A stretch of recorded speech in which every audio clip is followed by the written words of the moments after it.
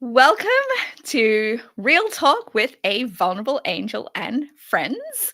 I am your host, Dominica May, the Vulnerable Angel. And my guests tonight, we have Sharad and Mike. Look, why am I there? Hey, now we can speak. There we go. Okay. How's it going, planet Earth?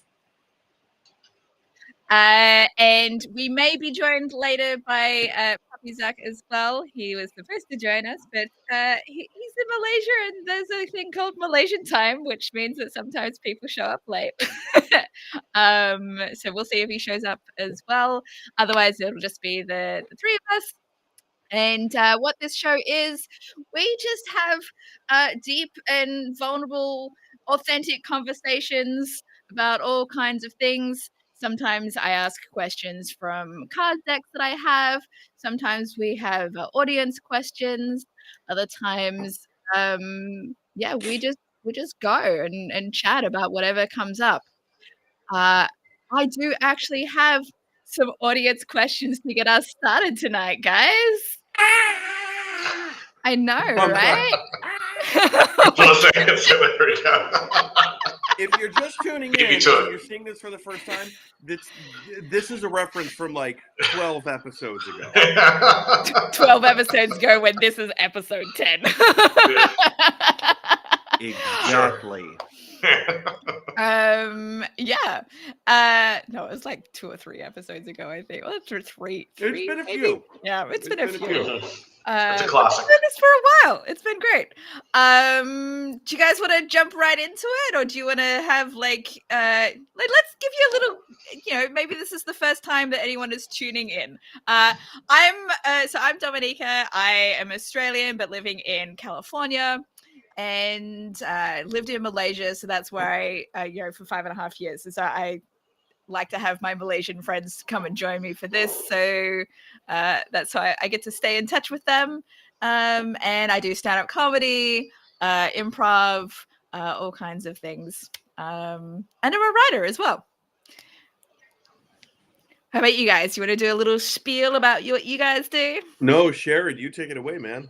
Oh man, all right. Hi guys, I'm Sharad. I am one of said friends from Malaysia. I am a writer, producer, aspiring porn star, but that's a dream down the line. And hey, there's webcams now, man. You do you. You do, yeah. I'll do me. I mean, why not? I mean, world's my oyster. So I used to live in America. I moved back to Malaysia, but I do hope to return. Hopefully, sometime in the next couple of years, permanently. And yeah, so that's me. As you can tell by my name right here, Mike Brown. My name is not actually Mike. No, I'm just kidding. No, I'm just a comedian, producer in New York City. I surround myself with toys, as you can see. My wife and I started a company a couple years ago called Pineapple Improv, where I go into corporate businesses and institutions to not help people be funny in the workplace, but help people strengthen their soft skills like communication, public speaking, stuff like that. And nice. That's how you communicate in the workplace, is burping on cue. Well, that can mean so many things, because the way your verbal flatulence is accentuated, it either means you're hungry, it means thank you, it can mean this was the most delicious thing I've ever had. It could even be a call sign to other people in the room to say, I'm here. So, also a reminder to check in with your body. So there you go. HR's number one thing. Yeah, there you go. that is a particular talent that I like to say that I have, burping on cue.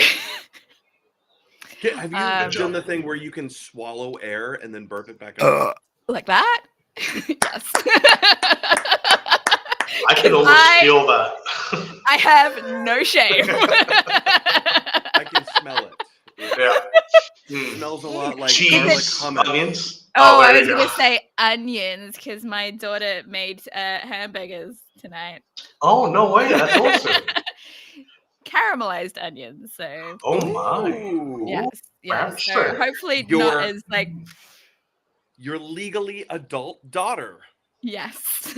You My have Oh, an wow. adult child. My adult child. That's crazy. That's mental. Look, I look a lot younger than I am. We've established this. I'm 41 years old. I was not like I had my child when I was 13. Yeah.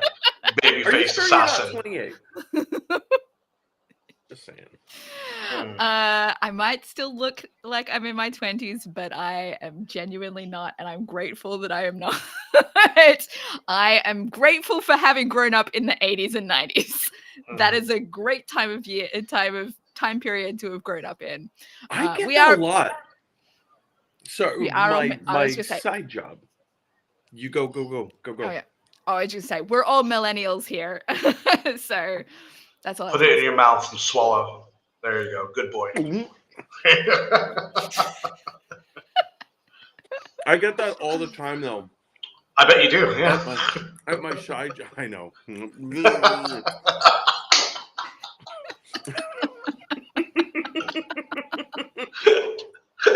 We're adults. Yeah. We pay taxes. Yeah. My side job at Lucky's bar. As a bartender, people often will comment on my age, and I'm 42, but people still think I'm like 28, 29. I'm like, how? Really? For me, It's gotta be, no. My theory, for myself at least, is that because I'm autistic, autism makes me look younger. I feel like there's a lot of that. I feel like that's an autistic trait, honestly.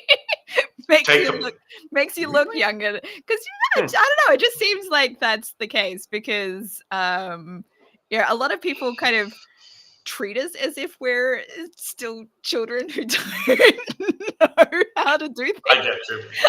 So you might as well, right? Yeah. Baby. Hey, little baby Dominica. Baby wants your mama. Yeah. I also had this joke that I did it once on stage, but I was like, maybe because I was living in Malaysia for so long, the Asian culture rubbed off on me because they also age very well. But Is that what you're referring to Lee as these days? No. No, because no, that's the Australian part be coming out. No. And you are no. So you're saying Asian culture is Chinese jizz? Is that what you're saying? No. Asian culture. Being You brought that up. Well, yeah, Chinese jizz. Yeah, Chinese jizz. Which is Chinese jizz. Yeah. Like, how could I not translate it to that? Next question.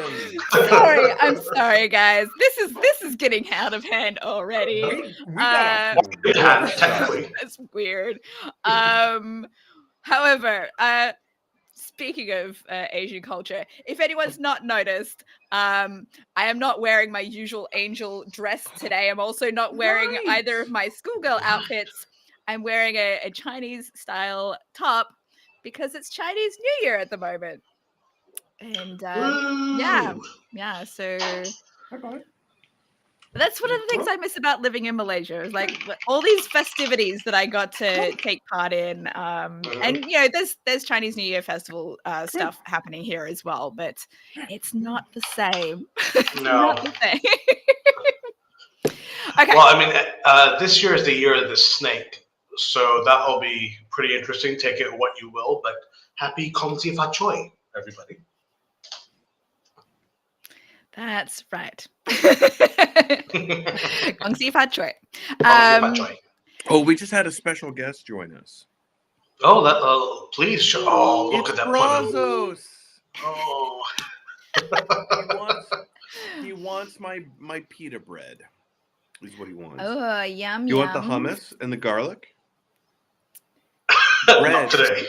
Bread is not great for cats, FYI. No, so he shouldn't be eating it. For anyone who is tuning in now or after the fact, feel free to drop We're any sorry.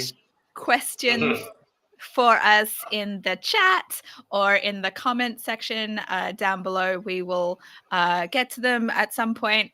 But all right, let's jump into our first audience question.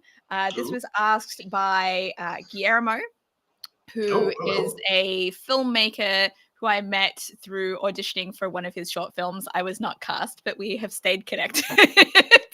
Awesome. And he asks, he says, someone can think they're a good person, that they're doing good things and they mean well, but anyone can disagree with them, point the finger at them, and say they need to adapt to the rest of the world. Should this person adapt to the reality of the majority, like he was told to do for years, or create their own reality instead? He does have an additional comment here. We don't have to go into explicitly this part, but I will read it anyway. So this was publicly posted on your Facebook page, right? Well, I read it. Filtered, yes. Yeah, I know what it's in reference to. I feel like we can leave that part up. Great. That's why I'm like, I don't know if I want to just bring up the No, we don't need to get into that. Great. So yeah, have you guys had this kind of experience where you feel like you're a good person and other people have told you actually you should be doing things differently? Like what do you feel like is how you can tell whether or not you should be doing things differently? Michael, would you care to kick us off? Say it again. Would you care to kick us off, please, Michael? Oh, I feel like there's a few different ways to approach this, right? So we all know that I grew up Mormon and I served a Mormon mission in Ireland. And as a Mormon missionary, you randomly get paired up with another person. We refer to this person as your companion, right? So I had this one companion named Jordan. And Jordan, he wasn't an A-type personality, but he also wasn't not an A-type personality. It's hard to put your finger on. Anyway, when we first met, I think it was like the first day or the second day that we became roommates and companions. He told me about all of these qualities and traits in other people that he really did not appreciate. And that was his way of kind of kindly telling me, hey, I would appreciate it if you, like, I don't know you, I haven't seen you exhibit any of this stuff, but this is stuff that other people have done that really gets to me. Please don't do that. And it was in a way of him just kind of saying like, hey, I appreciate it. Sorry. It was, yeah, he didn't come right out and say, hey, please don't do this, but it was kind of like a passive aggressive way of saying it, but like kindly, and that I really appreciated. But that also requires people picking up on the down low,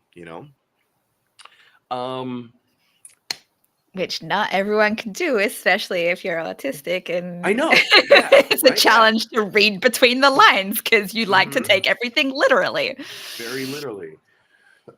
So I think there's also, because I also grew up in a very backwards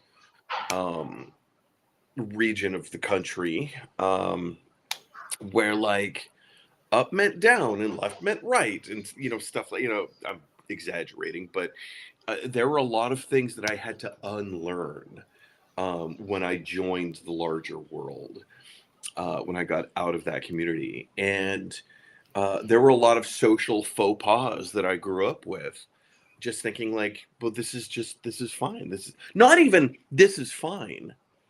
I didn't even stop to think that it was anything, because to me, that's just how it was.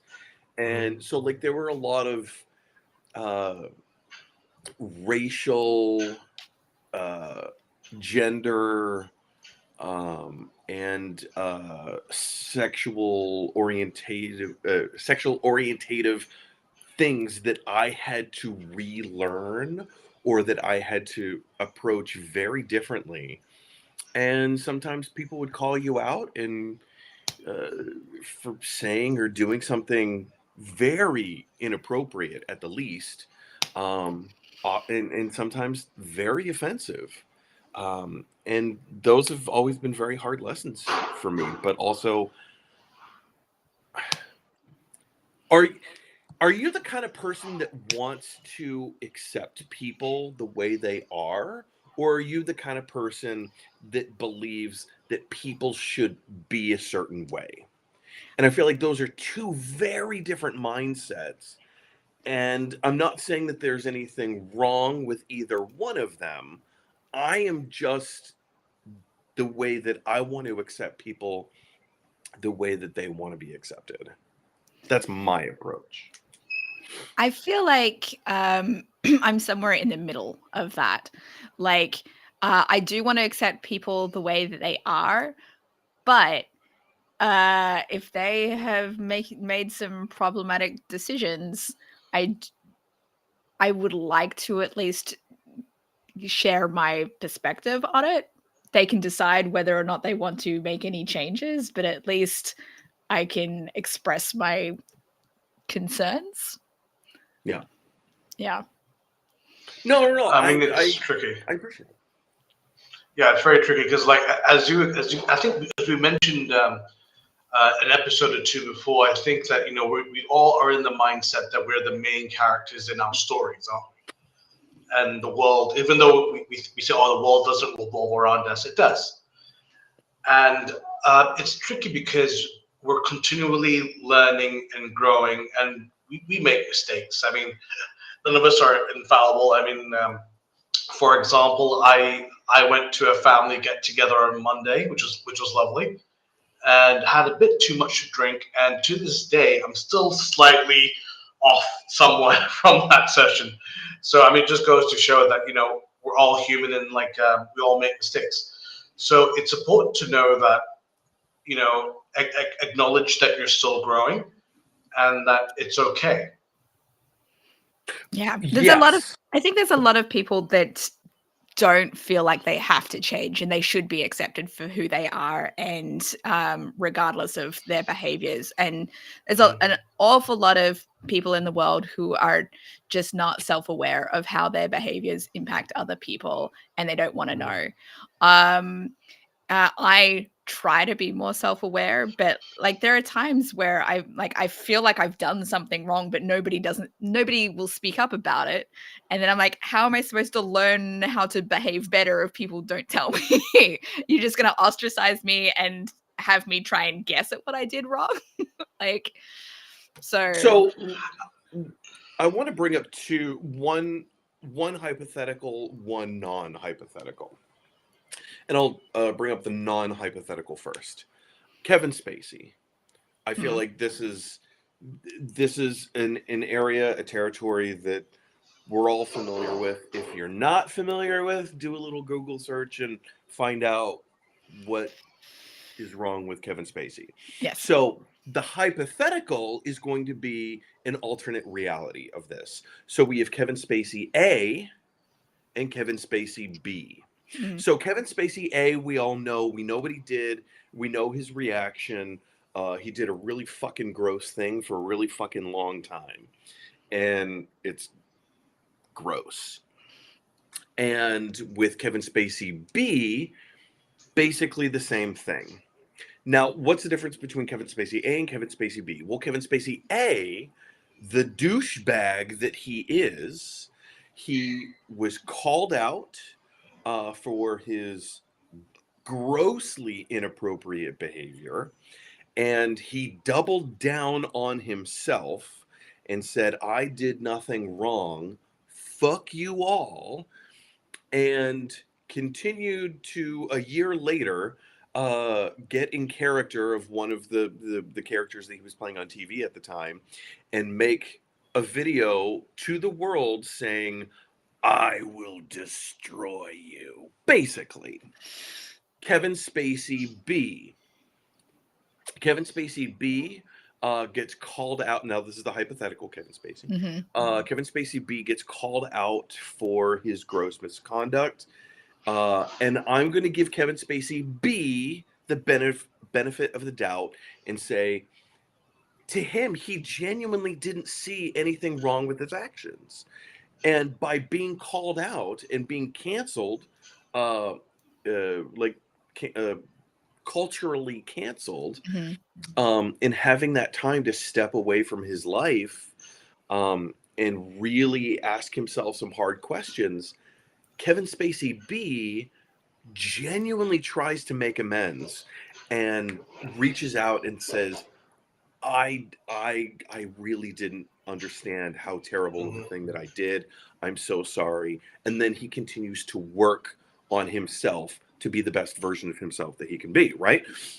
So the difference being is that Kevin Spacey A is a narcissist. He has no interest in self-improvement. He wants people to accept him as he is.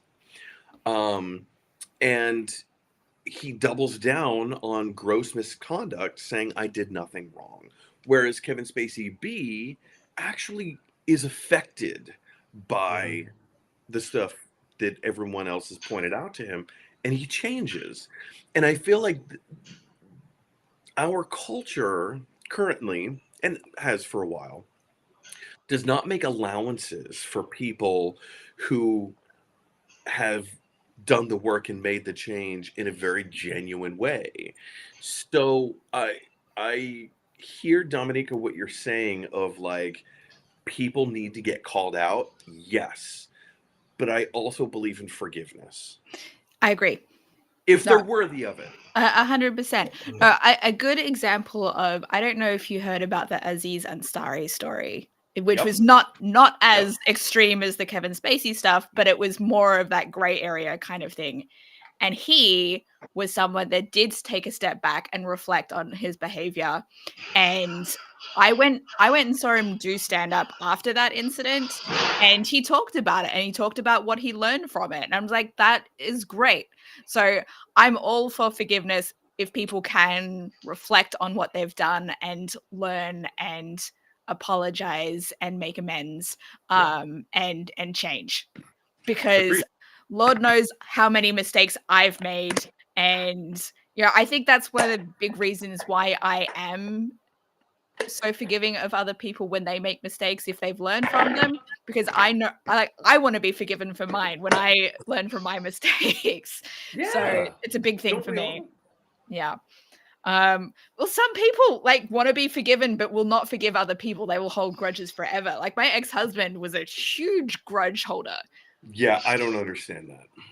Yeah, but he had a lot of issues that he wanted to be forgiven for. Like, you can't hold a grudge against someone if you also want to be forgiven for your mistakes. Or I guess he didn't see his mistakes as mistakes, though. A lot of internalized shame that he ignored and pushed out and projected onto other people instead. So there's probably that side of things. So he was more of the Kevin Spacey A type. Yeah. But yeah, so that's, I think, so my experience has been more, I have been called out in some situations. Like my ex-husband called me out for stuff and I tried to make changes as a result of that. But it's hard when it's not a two-way street. It's like, if you're the only person that makes the changes, but you can't impact people in the same way, like the same person who's calling you out, you can't have the same impact on them. I think that's kind of where the challenges kind of come in. And, and so I'm not going to get the political part of that second part of that question, but part of it was kind of about like all these people see themselves as good people, right? I don't know that everyone sees themselves as a good person. Well, I think colloquially, like I feel like the vast majority of people see themselves as good people. So, like, I was talking to my brother a couple of years ago, um, about this concept of, do people believe themselves to be intelligent? So when you just randomly walk up to somebody on the street and conduct a survey and say, do you believe yourself to be an intelligent person, 80% ish of people are going to say no out of self-preservation, but 100% of them are thinking yes. I want to look humble. I don't want you to think that I'm full of myself. So I'm going to say, no, I don't see myself as an intelligent person, but you believe that you are. And I think that's the same concept here, is that people believe themselves to be good people. Look at all the classic villain stories, you go, like, not even comic books, but like in all different types of storytelling. The best villains are the ones who genuinely believe they're doing the wrong thing for the right reason. They see themselves as the hero. Yeah. No, I absolutely have more appreciation for those villainous characters with Poison Ivy is a great example. It's great. So, yeah. Lex Luthor, like, what a fucking terrible person Lex Luthor is. But he was elected to be president of the United States. And he really believes that he is the savior of Metropolis. I mean, not just that, he believes that he's protecting the world from Superman. Yes. That's his belief, yeah. Yeah, Superman is evil. The alien. He's the alien. He's the outsider. He's the one that is ultimate. Superman's fooling you. And you're all falling for his shit. Oh, that classic projection. Yeah. I mean, like I remember reading from the comics, and I thought it was really interesting the fact that Lex actually, he found the original remnants of, I want to say, Clark's spaceship, or the first remnants of the Fortress of Solitude. So he had access to some of the Kryptonian technology. Mm-hmm. And he actually made a fairly good point. He was like saying, he was talking to, I think when he became president, he was talking to some people underneath him, and he was like saying, Superman has all this Kryptonian technology which will improve our society immensely with just what he has, and yet he refuses to do so. Why? And I remember, obviously, as a kid, a young adult, you're like, well, he's Superman, that's his stuff, it's fine. But, he makes a good point. He's not wrong. Why wouldn't he? Because hypothetically, if Superman's technology, which also covers a whole bunch of medical advancements, think about how many people that could save. We would never have and political advancements. Yeah, we would never have a COVID.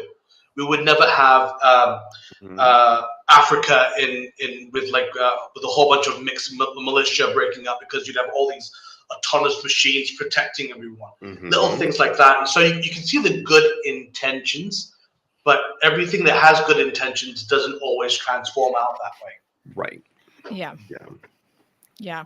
That's why a good thing to look at is impact rather than intent or intention. Oh, steep. Yeah. As they say at every Comic-Con, when taking a photo of someone else's cosplay, intent is irrelevant. Mm-hmm.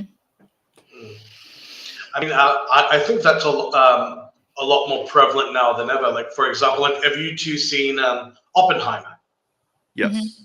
Yeah, same principle. I don't think it was his intention for his creation to become this mass product of war.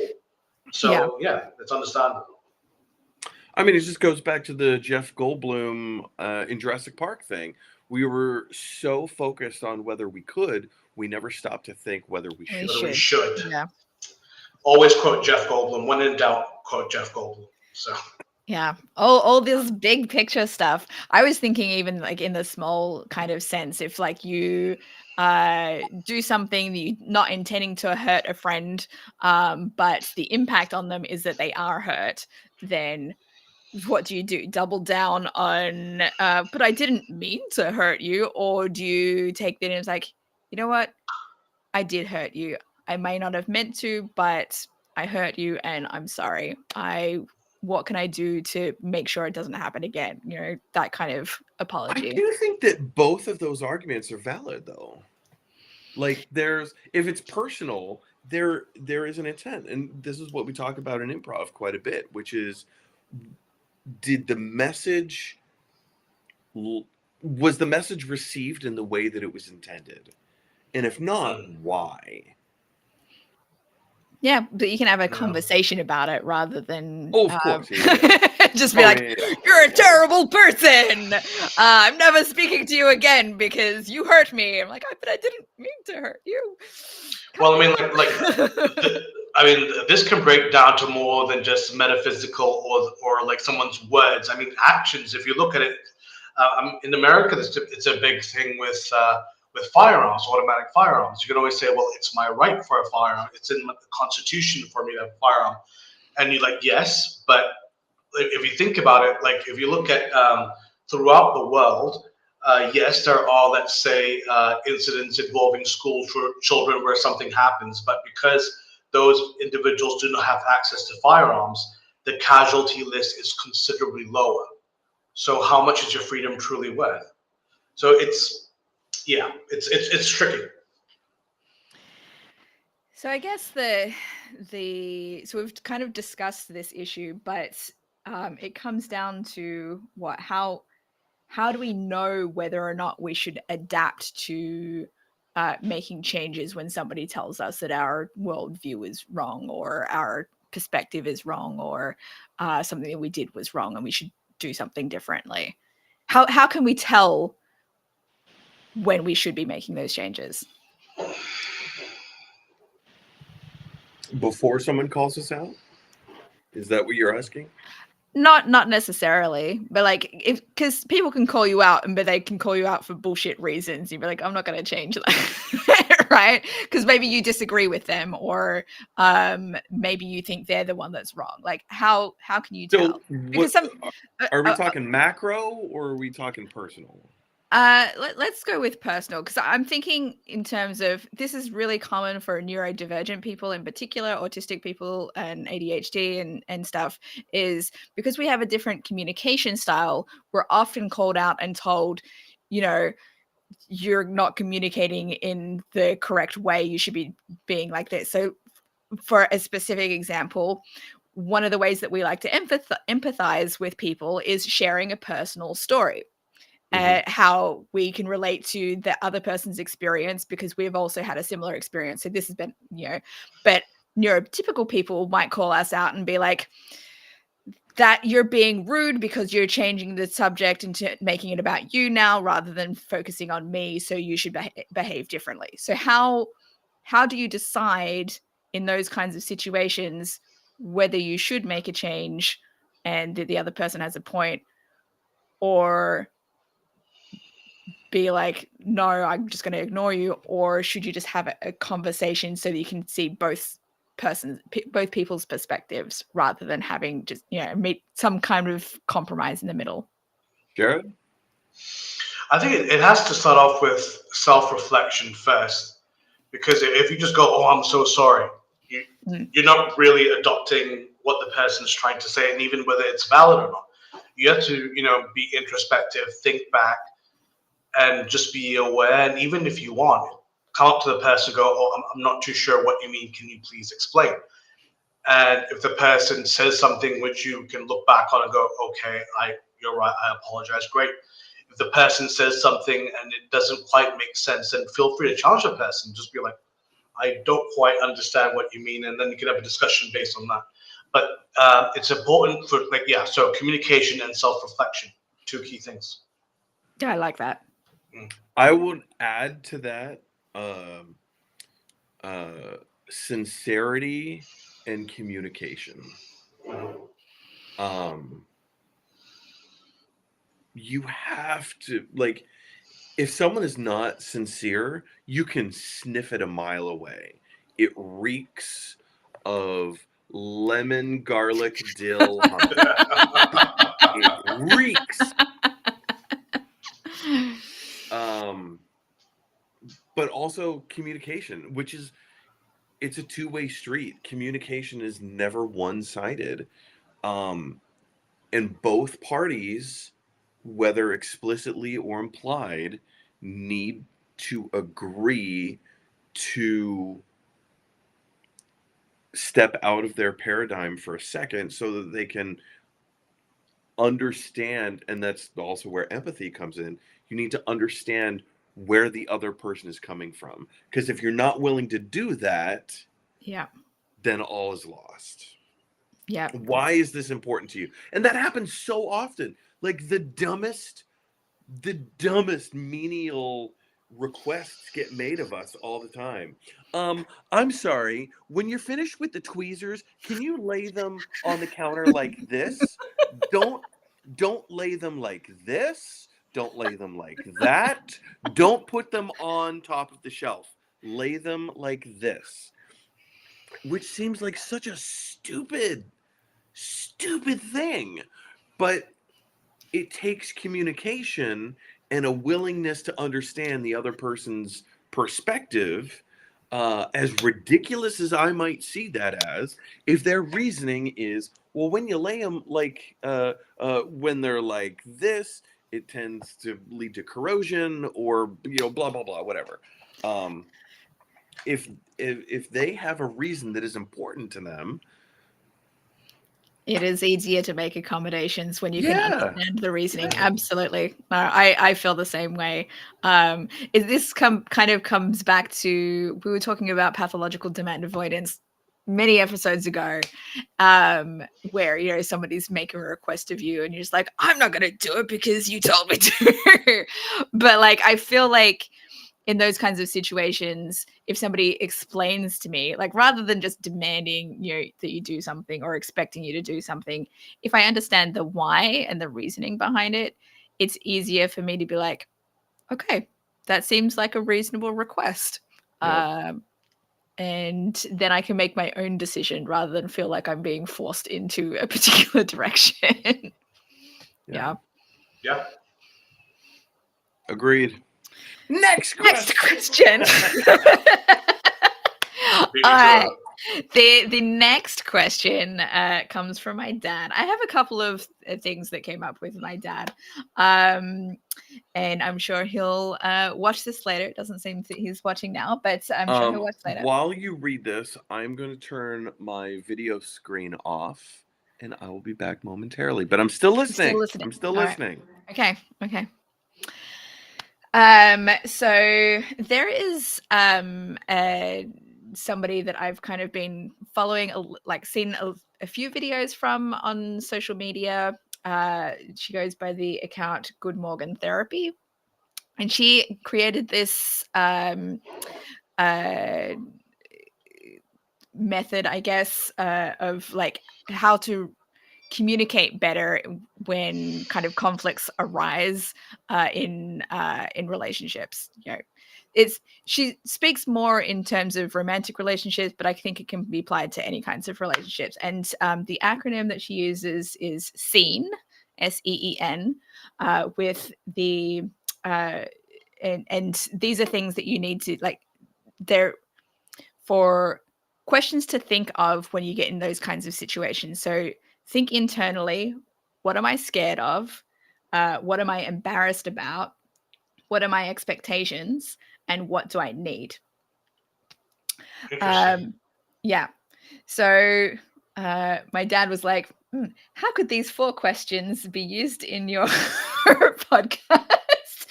It may provide wider wisdom through your mastermind or group mind sharing.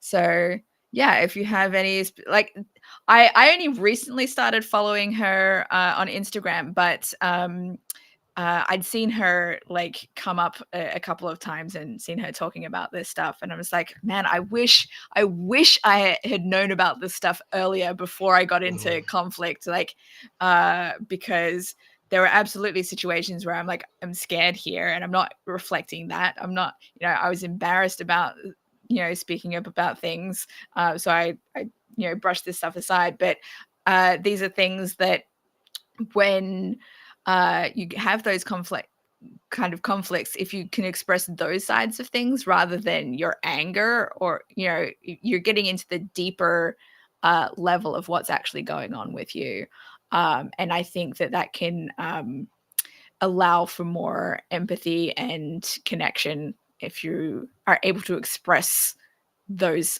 parts of yourself, those deeper parts of what's going on with you. Yeah, that's really interesting. But that's only assuming if you recognize that are things worth changing. So I mean, obviously, we all like to think that we're the best version. Mazel tov, we're all the best versions of ourselves. But it depends. I mean, there has to be a balance with everything. I mean, some people are the exact opposite, where they believe that they don't deserve forgiveness, that that they're perennially always have to be in the low end. Other people, believe they're infallible and whatever they do is right and what have you. So it has to be about finding a balance and trying to be the best version of yourself, but at the same time accepting there really is no such thing as the best version of yourself, if that makes sense.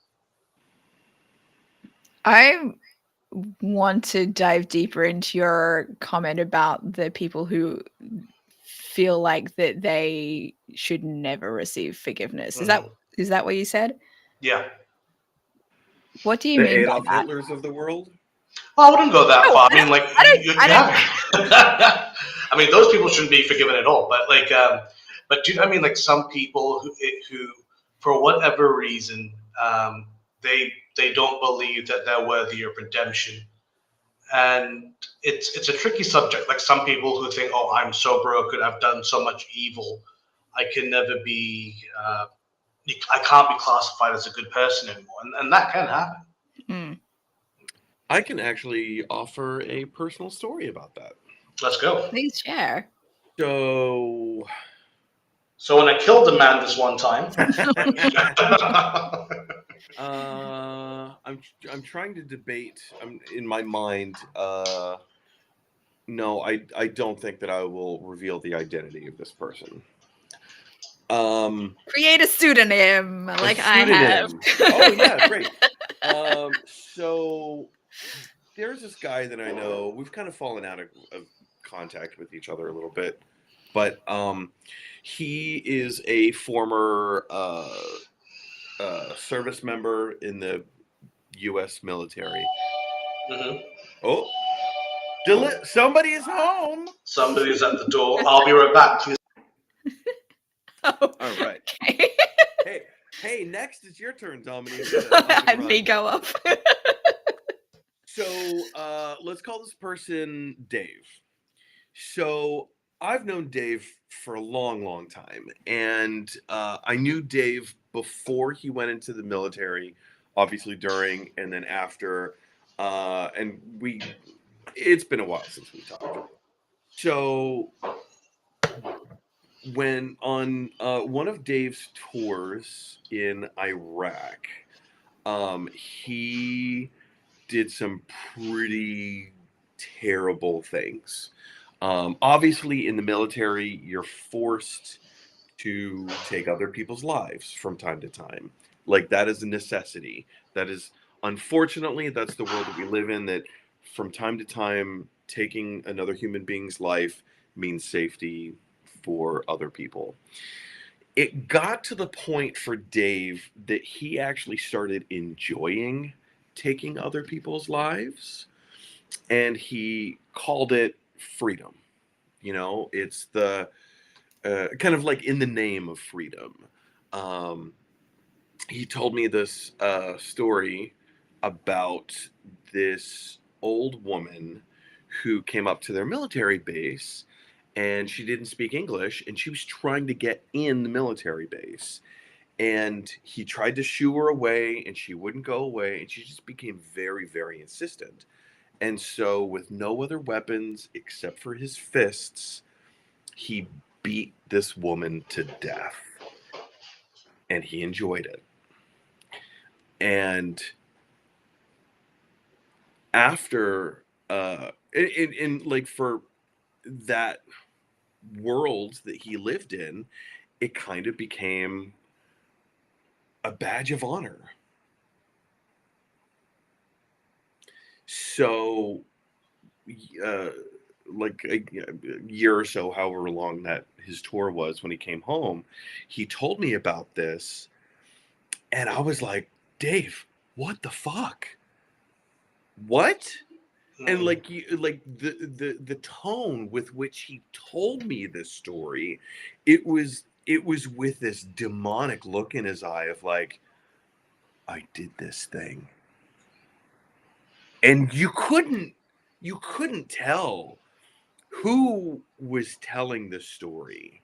Like, obviously it was Dave telling the story, but like, it wasn't Dave, but it was. But that's not the Dave I knew. The Dave that I knew was gone somewhere. So years later, when Dave started having, it was a literal come to Jesus moment where he refound religion, and he fucking wrestled. And that wasn't the only story of its kind that he's told me over the years. But he really believed himself to be a monster. And like, I have done these awful, terrible, atrocious things, and the world really truly would be better if I weren't here. And like I said, I haven't talked to Dave for a while, so I don't know what his battle with suicide is like, and I don't know if saying the word suicide on YouTube is going to whatever, but self-harm was something that he has struggled with for years. I should probably check back in with Dave.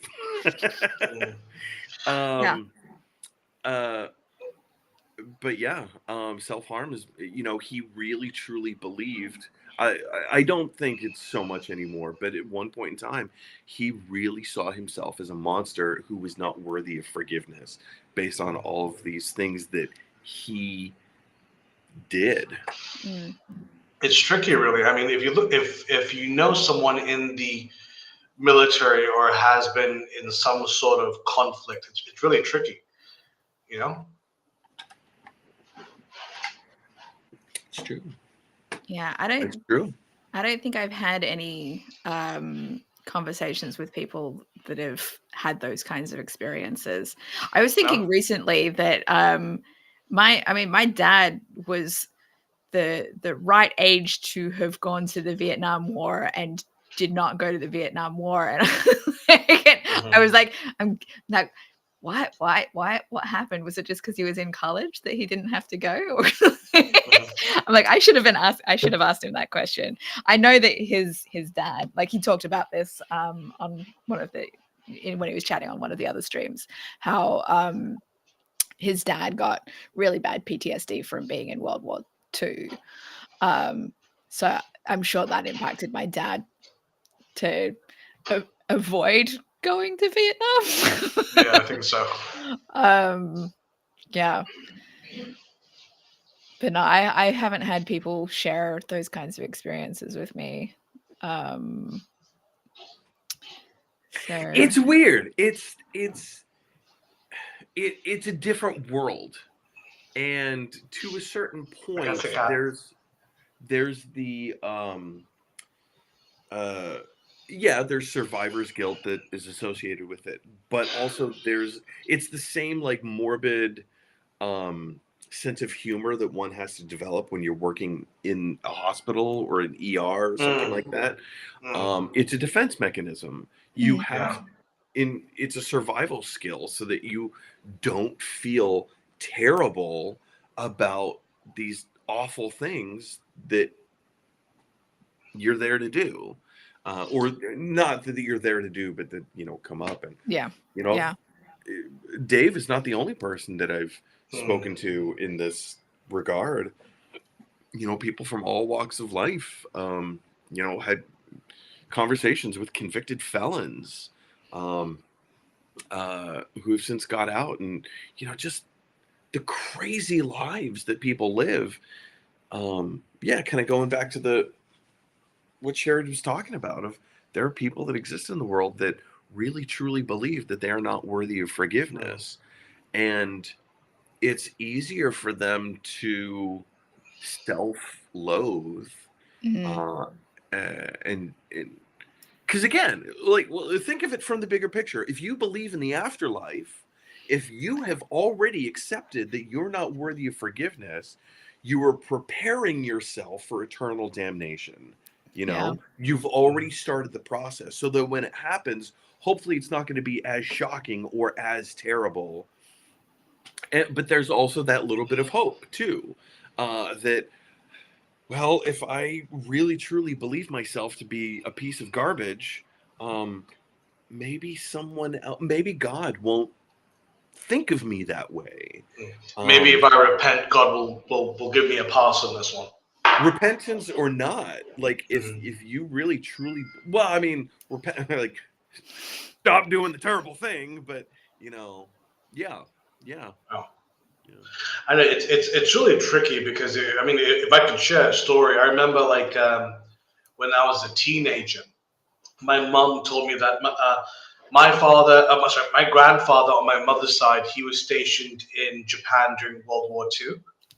So I remember as a kid, he'd have this old school radio upstairs in his bedroom, which he'd communicate with his old Japanese friends. He spoke fluent Japanese, which was really, really cool. And my mom told me that one time when she was about my age, as a kid, my grandfather came back home and he was absolutely like destroyed. He was actually off his face drunk. And he said something to this day to that day she would never ever forget, and to this day I will never forget. He just leaned into her and he just said, "You have no idea how easy it is to break a man's neck." And he did that with a straight face. And I remember when I was older, I would ask him, like, "So, Grandpa, when you were in the war, what did you do?" And he was like, "Oh, I was a courier. I just brought messages back and forth. This is why you always see me with the radio. That's what I did." And up until he passed away, every time me and my cousins would always try to get war stories out of the previous generation, he wouldn't say a word, but I would always remember too that until this day, Mum said that whenever he did drink, that would come out. It's terrifying. So what you just said about him being like stone-faced made me realize that the comment that Dave, or like the story that Dave told me with that like intensity, like, that's not Dave. It is, but it's not. It is, at least from my interaction with Dave, it was guilt combined with intimidation. And I don't know if that is a similar expression of what you said. He was your grandfather, right? Yeah, on my mom's side. Yeah, my mother's father. Yeah, your grandfather expressing that to his wife, daughter. Well, my mom, his daughter. Sorry, to his daughter. You'll never know how easy it is to snap a man's neck. I don't know. This is after he's been on the booze, so yeah. Yeah, but it could have, like, it. At least from my imagination, what I'm picturing is the same thing that Dave told me, but it's that guilt mixed with intimidation. Intimidation? How so? I can snap your neck. Don't cross me, because necks are easy to snap. Yeah, it's terrifying, bro. But I'm also guilty of it. Yeah. Like, during my freshman year in Savannah, I went to this Savannah College of Art and Design.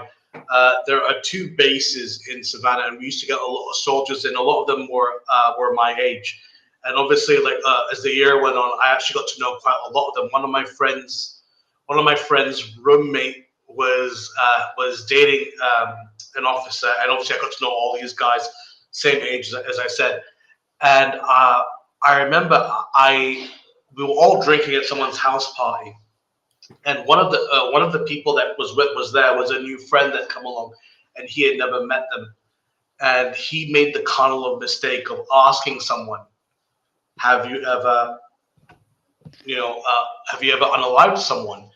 And before anyone could say anything, I remember there was this one guy who just said that like it was the easiest thing to do, and it terrified him. And like he said, like at first it was hard, but then afterwards it just became not easy, but because he was doing it because it was his duty to. It was that reptile part of the brain that he just kind of turned on. Yeah. And I remember like me and some guys, the non-Marines. I think there were 4 of us, and most of them were Marines that day. I remember all of us just having a great way. Like, and all of the Marines were just like, yep, and we were just like. I mean, I know a lot of servicemen and women don't appreciate being asked that question. Yeah. Because it triggers such awful memories. Mm-hmm. Well, I mean, it's no different to a police officer, and a kid comes up and goes, "Have you ever shot your gun?" It's the same, it's yeah, exactly the same. So it's tricky. I mean, like for those of us who have never walked that path before, we're curious about it. Of course we are. You are? I would never think to ask that question to people. Maybe it's because I don't want to bring up difficult or challenging questions. I'm not good at asking people questions in general, like making conversation. When you were a child and you saw, let's say, a police officer or a member of the army, would you never go through, "Hey man, have you ever gone pew pew pew"? Did you never do that as a kid? No, I can't imagine that I would have. No. Wow. You're a good kid. Maybe I just didn't think about those sorts of things. Well, like in our culture, violence is one of those things that's kind of celebrated. Yeah. Especially if it's for like, preserving our nation or our laws. There's like, we have this reason for doing it. And it's terrifying. So this makes me think about a video that showed up on my Instagram earlier today that I watched, where this mother was talking about the trauma of what kids these days go through with active shooter drills. Bless you. Thanks. And how that's kind of desensitized kids into thinking that, gun violence is okay because they've been through the trauma of like having to think about the different scenarios of how best to deal with an active shooter. And I'm just like, wow, yeah, that's never something that would have ever crossed my mind. I mean, I grew up in Australia, so of course it's not something that, once there was a mass shooting there, gun control was a thing. So, well, I mean, like, correct me if I'm wrong, Dominica. I remember that, when something happened in Australia, after that, there was a huge, almost immediate clampdown on not just automatic weapons, but just any kind of firearm, wasn't there? All firearms were banned. Yeah, there was a gun buyback program. I think it happened while I was a child. I think it was in the 90s that it happened. So but I have no recollection. Like I was clearly not paying attention to the news about this stuff at the time because I was oblivious to that sort of thing.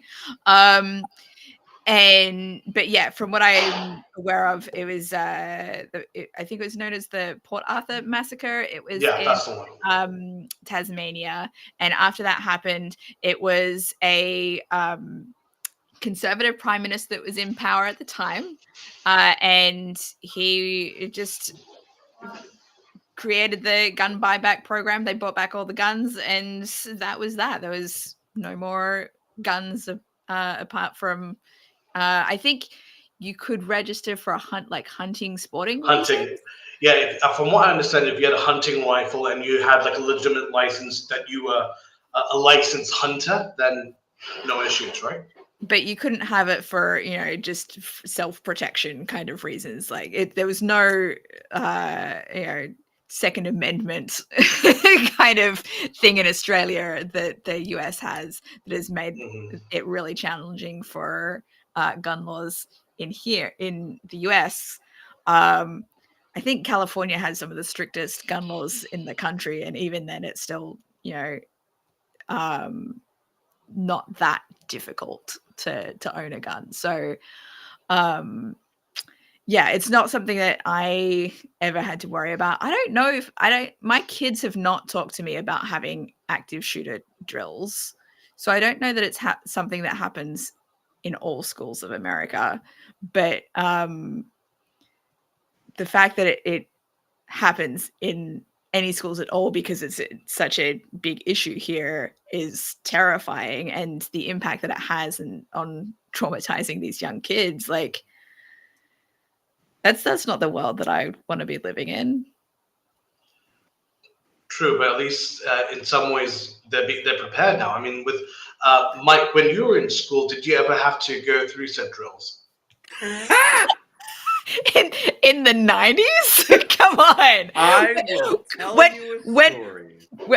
Oh, wait. Okay. I was going to say, when was Columbine? Because Columbine was only like... Well, it was mid-90s, wasn't it? But I'm sure there must have been... No, it was late 90s. Was it? Okay. I was a senior in high school. No, wait, that was 99, right? Something like 98, 99, around there, yeah. I was a sophomore, if not junior. So, true story. This is the world that I grew up in. Once a year, it was mandatory in the state of Pennsylvania that all, I think it was 7th grade, all 7th graders needed hands-on training with firearms in school. So teachers would bring their guns to school. Come again? Yup. Yes, this happened. This was a thing. This is the world that I grew up in. Teachers brought their guns to school. It was all like a controlled environment, but teachers would bring their guns to school so that we could have hands-on practice of handling them, knowing where to point them, knowing when to touch them, when not to touch them, how to check if it's loaded. So it was all in preparation for a hunter's safety course. It was called hunter's safety. That's what it was. So the whole point was, in the state of Pennsylvania, we were being trained to be hunters, which is a big deal in Pennsylvania, and I think we talked about this before, of like the deer population needs to be controlled. Because if the deer population gets out of control, more car accidents are going to happen. There's going to just be more deer. It's weird to say deer violence, but like I know deer's performing random acts of it'll just mess up the ecosystem. Yeah. And then speaking of the ecosystem, you have a higher population in ticks. You have a higher population in wolves, who are there to eat the deer. I didn't think about that. So you have to keep all of those environmental factors into consideration. So hunting is actually a necessity in Pennsylvania, it's a big necessity. So we were all trained on how to handle guns properly and safely, so that when our fathers took us out hunting, we had at least some training, that if our fathers didn't train us, then we had some school regulated training. Uncle or a friend of your dad, maybe? Well, from the state of Pennsylvania, they had um, it was just a checks and balances system, you know. What did they teach you? Like you said, how to aim. Like did they teach you how to They didn't teach us how to dismantle a shoot. weapon? Yes, they Right. taught us how to dismantle the weapons, but Okay. because we were all like, it was a hunter safety course, so I don't believe there may have been a few handguns. I don't recall, but the big part of it was bolt action rifles. So they taught Right. us how to take the bolt out of the Yeah. rifle, how to put it back in, how to, you know, load a cartridge into, like how to put a bullet into the gun, um, where the safety is, where to aim, how to aim. Um, yeah, like when you're not using the gun, where is it being pointed? When it's loaded, when it's not loaded, how do you treat it either way? Like all that stuff. And it was just, I mean, I grew up with firearms because my dad was a collector, and he just, Oh. in fact, Okay. my dad used to be ranked in the top 100 best pistol shots in the country in the mid 80s. Like he shot competitively and he was really, really good at it. And so he just taught my brother and I, like we just grew up around guns. But what the big shock to me, or the big revelatory shock, was that not everyone is safe, not as safe as my father when it comes to firearms. Yeah. So I was taught from an early age, if you see a gun out in the wild, don't touch it. Leave it alone. Go tell an adult. First and foremost, don't touch it. Tell an adult. Um, uh, Second of all, every single situation, no exceptions ever. Always treat a gun like it's loaded. Yeah. Correct. Always. Never, ever, ever point a gun at another person. Ever. Never, ever, ever. Like there were just all these rules that my father like instilled in me. And so by the time I got to 7th grade hunter safety course, it like It was I no was big like, deal. why do I have to be here? This is a waste of my time. I know all this. I'm You a know? pro. Yeah. Yeah. Yeah. So What are your experience with firearms, Dominica? Did you have any growing up? What? No. No, nothing at all like that. So you're in the clear. here's a question for you. Growing up in Australia, what were toy guns like? And did you Oh, have them? Were they Nice. Okay. available? that Like is a BB good guns question. or water pistols, whatever. My dad created rubber band guns. Are you familiar with this as a concept at all? Yeah, it's Okay, like a so piece of wood in the shape of a gun that you load like 20 rubber bands on, and it's on like a spinning wheel that goes backwards. oh my god, Oh. that's more intense than the ones that my dad made. It So was that just way, when you pull what? the trigger, the dial rotates one click, and then the next rubber band in line shoots off, and Wow. then you click it again, and Yeah. then whoop. That's more That's extreme. awesome. That is more extreme than the ones mine. All Ours right, were Da just like Vinci. single rubber band The single. Oing, oing, oing, oing, oing. ones. Yeah. So it was like Mike said, it was just a piece of wood or a couple of pieces of wood in the shape of a gun. You know, got one that's a round kind of shape one. He would saw into one end of it so that you could load the rubber band in one Like a end. little notch. Yeah, and then is wooden clothes peg on the top, and you would load the other end of the rubber band in that. So you just like open the clothes peg to let it go. That was our thing. I guess we had some toy pistols as well, but I don't know that we really played with them for like, cops and robbers or any kind of, I mean, we probably did it a little bit, but I don't really have any strong memories with that. The rubber band guns are the ones that I remember. And it was for like You monster. target practice with, I think he made like kind of a clown sort of thing that we were aiming at.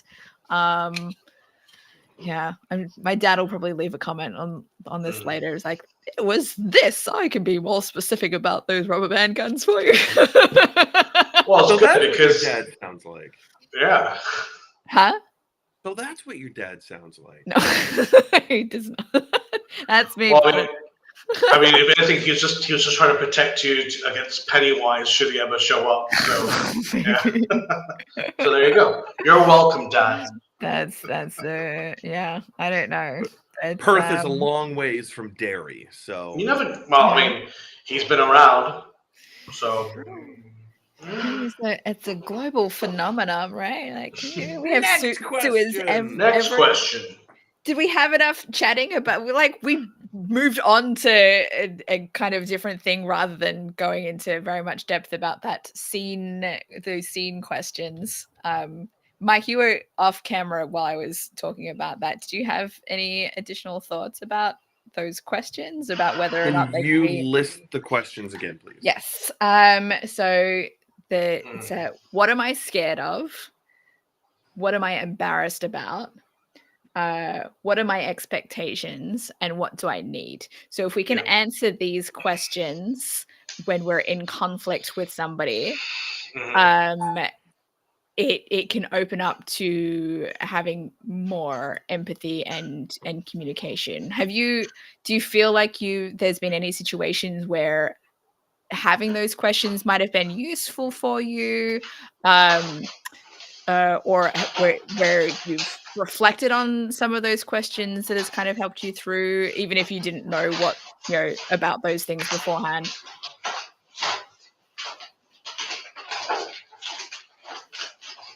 Can you give me a specific example of a situation? So I can, okay.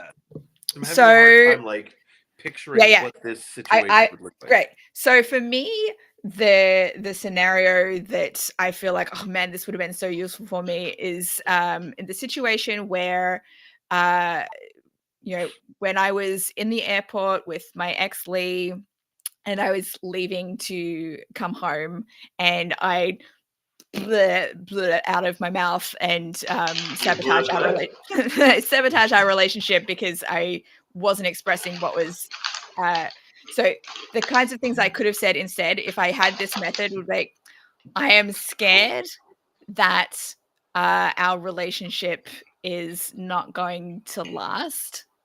I'm embarrassed about how strong my feelings are for you, and it feels like that you don't feel the same way as I do. My expectations that I had was that this was going to lead to a committed relationship, but it doesn't seem like that's where you kind of feel things are.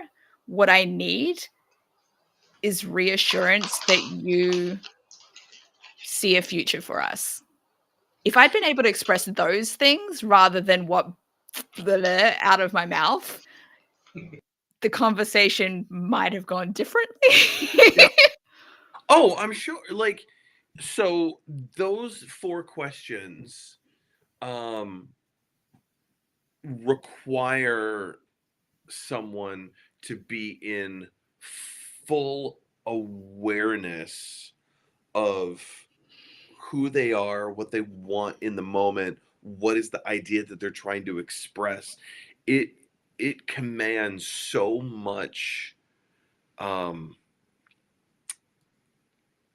just going to go back to the word awareness in all sinews, basically, and maturity, really.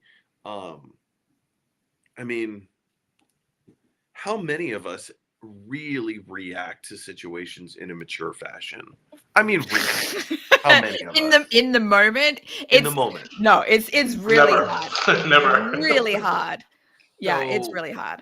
I mean, it's all well and good to have the questions, but when you're there in the moment, you're not analyzing the situation from the perspective of am I scared? like I can't even remember the 4 questions, but And- like you're not coming at it from that perspective because you're so in the moment. Someone is yelling at you in your face, and you that triggers the fight or flight fawn yeah, freeze and all response. you can see is red or sadness or terror, like whatever the thing is. Yeah, but we can still at least try to, rather than reacting, we can still take a breath and, take a moment rather than reacting. Just like take a few breaths and think, what is it that I need here, or what I need is connection. Really, that is more important to me here.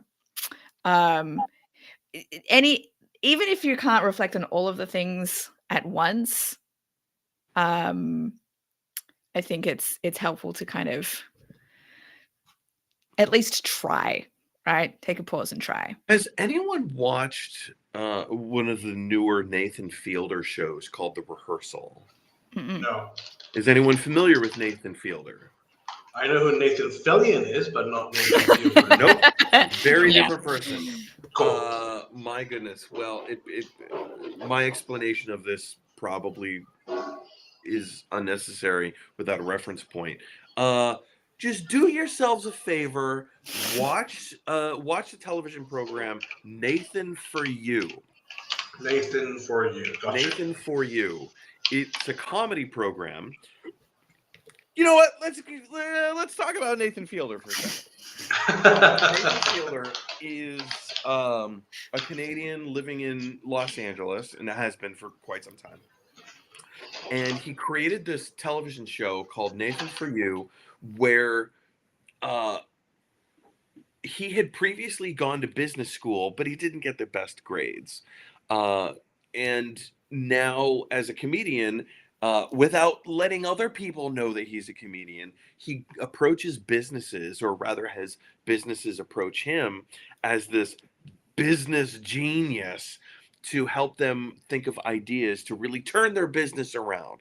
The first episode is about this frozen yogurt store in LA that isn't doing so well. And so his solution to fix their business problems, their cash influx, is let's create a flavor of frozen yogurt that is so terribly disgusting it's going to make the news. And now everyone's going to flock to your store to taste this disgusting flavor. Now, what is the most disgusting flavor we can think of? Poo. Let's make poo flavored frozen yogurt and get people to come try it. And it's like he comes up with these ideas. Well, I'm not hungry anymore. He comes up with these ideas that, in theory, they're actually kind of a genius way of thinking about it, but he takes it to the extreme that it ruins the idea. And he does it over and over and over again. And it's always just so funny. Anyway, so he did a very different program called The Rehearsal, right? And The Rehearsal, this is one of the most elaborate bits of all time. This entire television show is a bit. And it's a doozy. So the whole concept is that he approaches people, or people approach him about not wanting to have a blank conversation with someone, because they're not sure how the other person is going to take it. Let's just say you want to break up with your boyfriend or girlfriend, but you don't want to actually say the words because you don't know what they're going to say.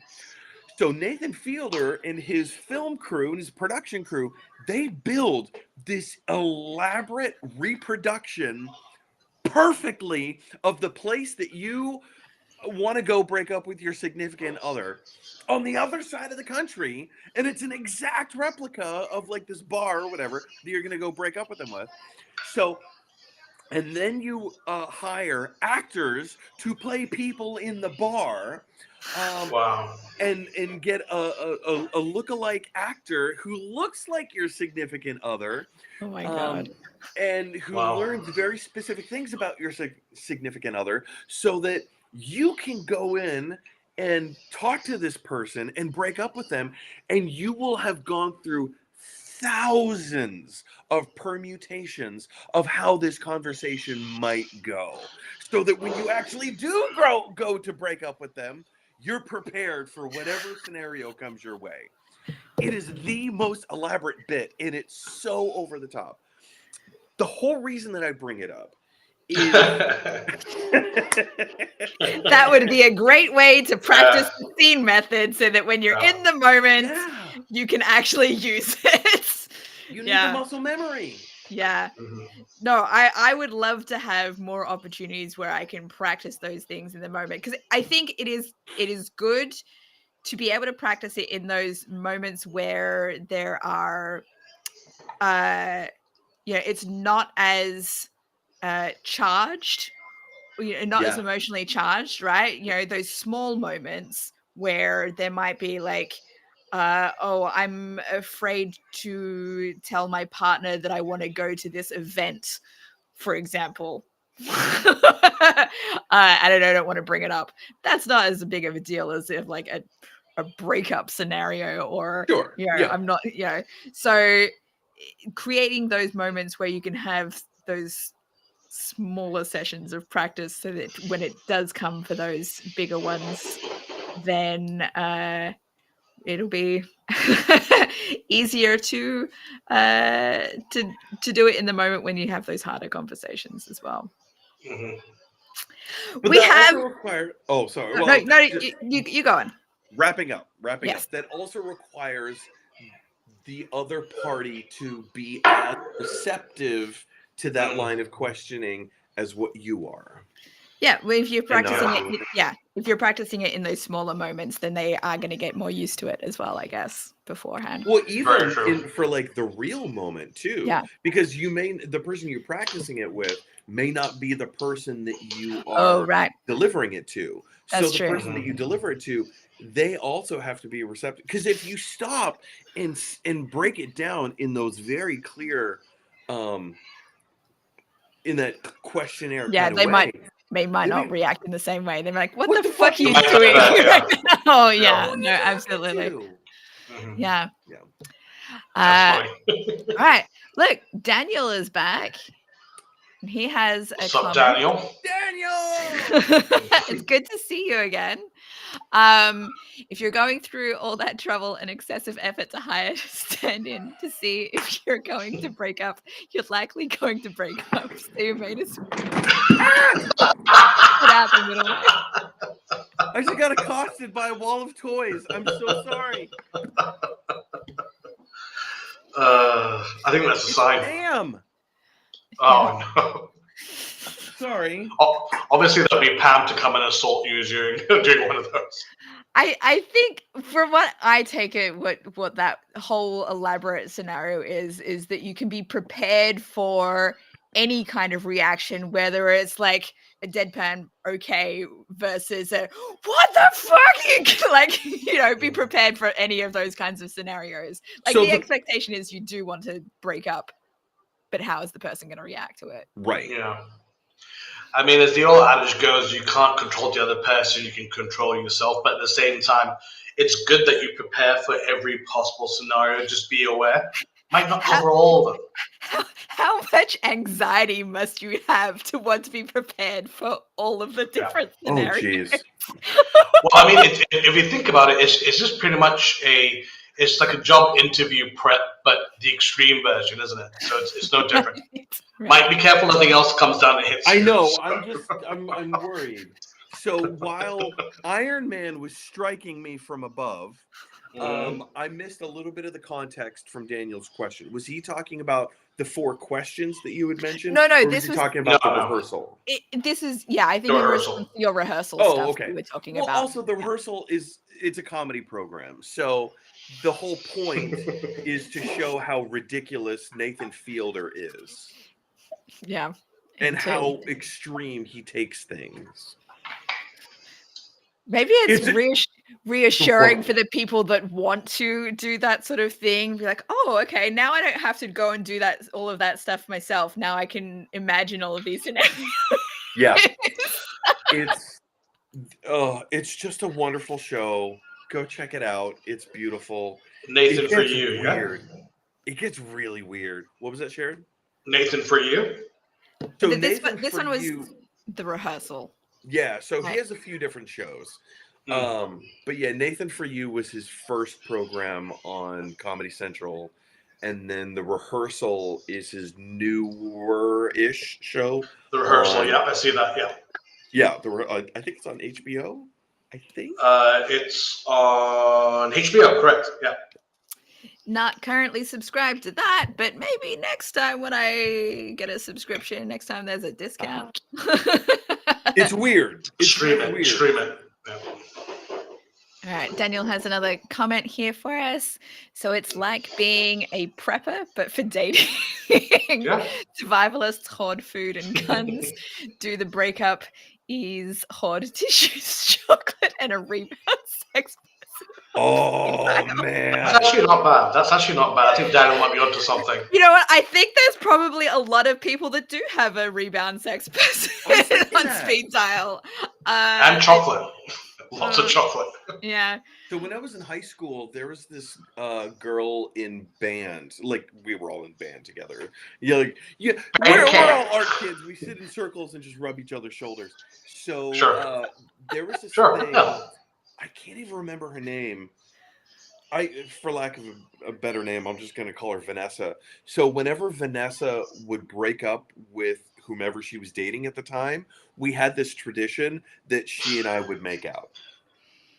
We never dated, but every time she broke up with someone, she and I would make out. So did you break up with a lot of people? A few. The odd one or two. The odd one or two, yeah. So I was her rebound on call. Oh, this is making me think of the rom-com that I watched this week. I should probably save it for save broader discussion of it when we have our live stream about rom-coms. We gotta figure it out. But I'm gonna at least recommend it to you guys to watch because Please. I had feelings that came up. So I read an art. It was suggested to me that this article was suggested to me on Google News, or I guess, about this rom-com that was leaving Netflix on February 1. So I'm like, oh, I guess I better watch it before then. And it's called Plus One, and it's about these Plus One, and I think that's what it's called. And it's about these two friends who decide to be each other's plus ones at all of the weddings that they've been invited to in the coming year, and they end up becoming more than just friends. But wait, what? Yeah, it's a rom-com. What do you expect? So I look forward to discussing that one when we have that live stream. Okay, I mean, I was just looking it up just now. It was premiered at the Tribeca Film Festival, so hopefully good. So we shall see. I enjoyed it. It's more we talked about this a little bit last week, how my kind of preference for being friends with someone first and then having a romantic connection developed from that. So I related to it in that sense. So I will not discuss it further until you guys have had the chance to watch it because I don't want to give spoilers. I'm sure you could probably predictable anyway, but there you go. Let's move on to the next question that I have. So I have another one from my dad, and that is, have you had a life experience in life that left you in a state of deep inner peace? Sometimes for creative types, it is being in the zone. And if you have, then part 2 is, how might you the experience have shifted you? from being in the zone? When I proposed to Kim. Aww. Everything leading up to it, everything after, there was absolutely 100% no doubt in my mind that she was the one. How did you know?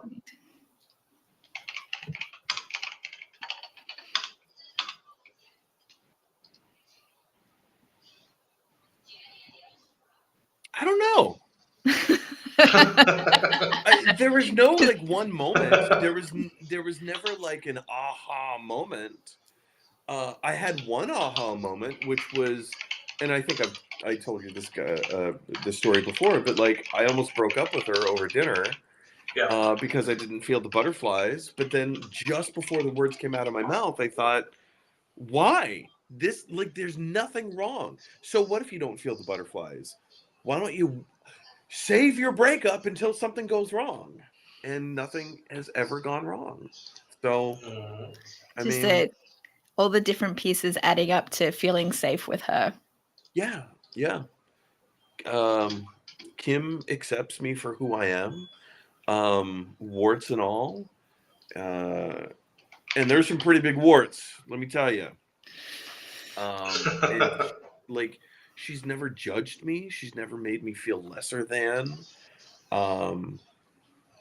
I just feel totally safe and inspired by her. She just, the sheer fact of having her in my life drives me to want to be a better person. No, that's nice.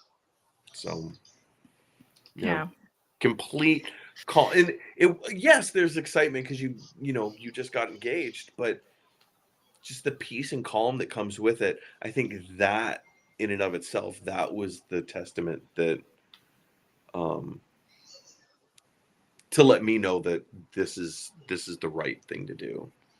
I mean, in addition to the peace and calm, did you also have that excitement about the future and what it holds?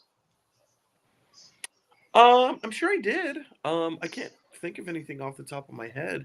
There's no reason that I wouldn't have, obviously, but I mean, yeah, here's the thing about the future is that you can only plan out so far, and I think the excitement comes from the unknown.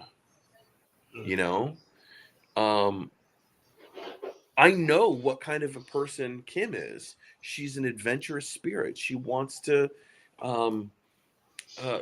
explore just as much as I do. She wants to live life to the fullest as much as I do. And that is a big part of what we have in common. And knowing that we get to go on adventures, whatever those adventures are, that we get to do it together, and we get to do it with the person that makes us feel safe and accepted in a judgment-free zone. That's the excitement. Yeah, I mean, I don't know about you two, but I find like doing menial things together, like the most enduring, like going to Target together or going to the cinema. I mean, it's all those little things that count. Yeah. Yep. Yeah, as you're talking about that, I feel like obviously it didn't last, but I do feel like I had some of those moments when I was with Lee. And the specific moments that come to mind were just the moments when I would look at him, even if it was just through a computer screen, but the way that he looked at me, like there was no one else in the world that he wanted to be with, just that pure bliss on his face, just being in my presence made me feel calm and at peace. Like I was accepted for everything that I am. Those moments, like those are the moments that I miss the most about not having him in my life. It's like, because I felt so calm and at ease with things. I wish that it was something that was experienced throughout all parts of the relationship. But, you know, I had my own insecurities and anxieties that made that a little bit challenging. But those moments when he looked at me in those like that definitely was that inner peace kind of stuff. Sharad? I don't know, man. It's just it's a very tricky thing, really. Peace? Yeah, it can be. I mean, like, don't you think so? Oh yeah, like I don't have any other specific examples besides those. Like, so it's been, I don't have, you know, just like working creatively and that I've been so in the zone that I'm deep at peace, or like there's always something else going on in my mind, right? Like just still going on. Yeah, I don't know. Like, I do think that as we get older, I think peace is something that we get less and less of. You know, as time goes on, whether it's in our personal lives or whatever's going on in our world, right? So I don't know. It's always tricky. Like at the end of the day, though, it's if you. I'm in the mindset that if you're lucky enough to find peace in your life, take as much of it as you can, because you never know what's going to come back again. As cheesy as it sounds, like, do we actually know? Like after, like, you know, for example, what happened in 2019 with world events, I don't think any of us could have predicted that and how our worlds would have changed. So yeah, just as someone very wise once said, Hakuna Matata. So yeah. Yeah. Are you calling Timon wise? He's wiser beyond his years, I'll let you know. Look, and yeah. No worries is an Australian catchphrase that we will respond to pretty much anything. No worries, Really? mate. Yeah. No Oh, worries. yeah, fair enough. No worries, mate. No worries, mate. So we were saying no worries before the Lion King. Fair. I'm pretty sure. All right, I'm going to bring up some more of Daniel's comments. I'm going to work my way backwards so that we can kind of see what he's responding to. But arguments in relationships aren't always bad things. Sometimes they lead to make-up sex. Yes. And no, but because if you're able to come together after like an argument, when you find a state of compromise and togetherness, you've understood each other's perspectives, then absolutely, like, you feel closer together emotionally, of course you're going to have make-up sex, right? Because that's the extension of feeling that togetherness. And then he says also, my dad can turn that into a memoir. Life experience in life. I can't figure out a good ending for the life of me. Can we trademark that? That's awesome. That's brilliant. That's a really good book. I might actually steal that for my own memoir, I think. I clicked the wrong thing. Well, also, hold on. Let's go back to that comment about arguments for a second. So arguments in relationships aren't always a bad thing. I mean, not only are they not a bad thing, they're necessary. Yes. Yeah. You have to have opposing opinions and thoughts and viewpoints if you're ever going to move forward.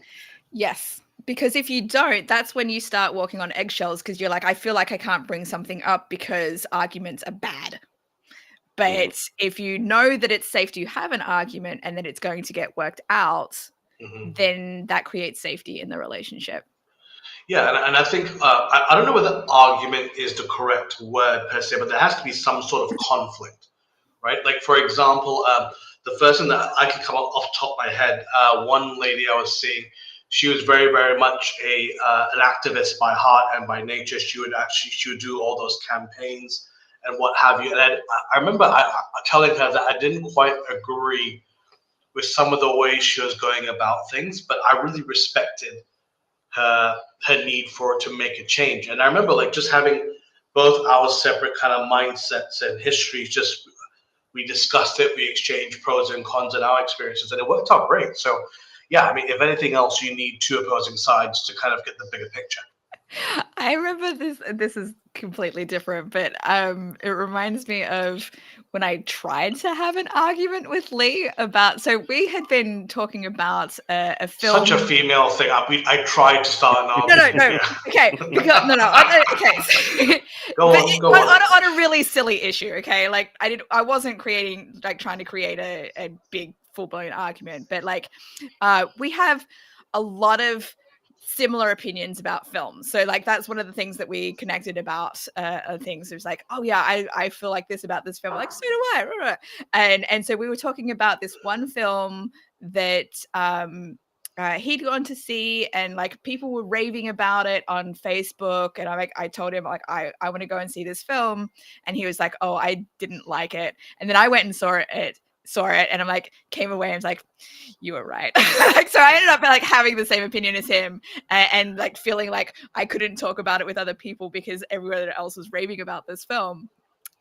And then afterwards he was like, yeah, we all just clearly have the same taste of things. I'm sure I can find a film that we disagree about. So I was like looking for things like that. I think I ended up we definitely have different opinions about the Shang-Chi film. Malaysians did not like that film. I haven't seen it. So yeah, it was interesting because all of my Asian American friends were like over the moon for this film, but my Asian friends were like, no, it's like more pandering or something, or it was not like, it was clearly they felt it was more like for an Asian American audience rather than a global Asian audience, right? So it's like interesting, and I showed Lee the film Joyride when I was there visiting him in January of last year, and this is another Asian American film where these female friends go off to Asia and have this experience in this very sexual film. This is a raunchy comedy. It's a very, very raunchy, it's R-rated comedy. and I showed it to Lee because I'm like, I thought it was hilarious. And he was like, yeah, this is just not my kind of comedy. I'm like, I didn't love it. I thought it was fine. It's not for everyone. It's not for everyone, but yeah, so it was interesting having those kinds of conversations. But you can have disagreements about things like that, and but like that's the extent of our ability to have disagreements, I guess. The bigger things, it was harder to have conversations that could have led to arguments about bigger issues, like whether or not we were going to have a committed relationship. So that old chestnut. Yeah. That old chestnut. All right, I'm gonna. Else? Yes, Daniel has a few more comments. So I'm just deciding which one to bring up. All right, so I'll bring up this one first because it's just a comment. That's the official name of the #1 anxiety drug of Australia. No worries. He gets it. He gets it. I wish that I could replicate your accent. I really. No worries, mate. No worries, mate. Actually, before I bring this question, so that just reminds me of. So one of the videos that I shared a couple of weeks ago now, I did a clip of my very first stand-up performance in Malaysia. When I was watching back this clip, I'm like, wow, I sound so Australian in this clip. I do not remember ever sounding this Australian in this clip because I'm like, and like to me, I'm like, this sounds like my Australian accent that I put on to put a thicker Australian accent, but I actually used to sound I actually used to sound like that. I'm like, oh my God, because I don't sound like that anymore. I mean, I still sound Australian, but not as thick as that. So I was like, oh my goodness. No worries, mate. All right, mate, just a little Sheila here. Yeah. No worries. See, I can't. I can't. Nature documentary explorer voiceover. Here we see the female in her natural habitat, laying a trap for the male. She inquires about cinema.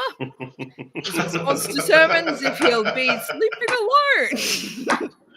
That's amazing. I love that. We need to get Daniel on this Yeah. show. That's really funny. Yeah. That's really Daniel, funny. your comments are fire, dude. Yeah, dude.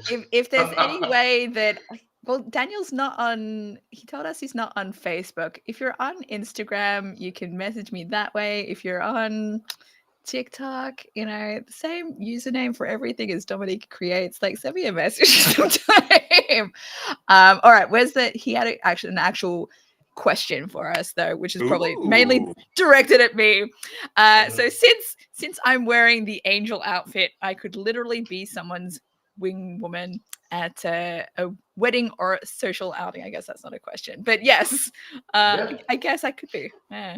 Can you imagine me going out in an outfit like this, being someone's wing? I mean, it's a bit on the nose, right? I thought about doing stand-up in the wings, and doing the whole angel get up now, because I'm like, you know, at this point where the reason I started doing it, like I can make jokes about that on stage wearing this costume now, and then I can promote the show at the same time. Yeah.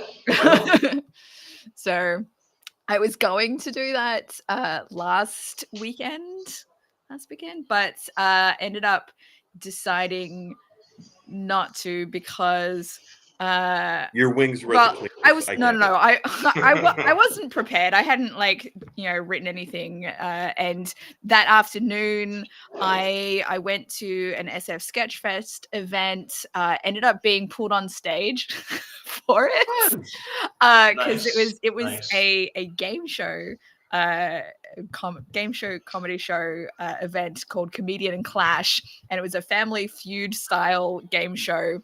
Oh, nice. And after the different comedian / celebrity contestant teams competed, the winning team got to play against an audience team, and I got called up to be the team captain for it. I was the first number drawn, and I was like, oh my goodness. Like as I was watching the show, I'm like, knowing I had this ticket, I'm like, oh god, I hope I don't get called. I hope I didn't get called, because all the questions were like so tricky, and I was like, oh, I'm gonna do terribly.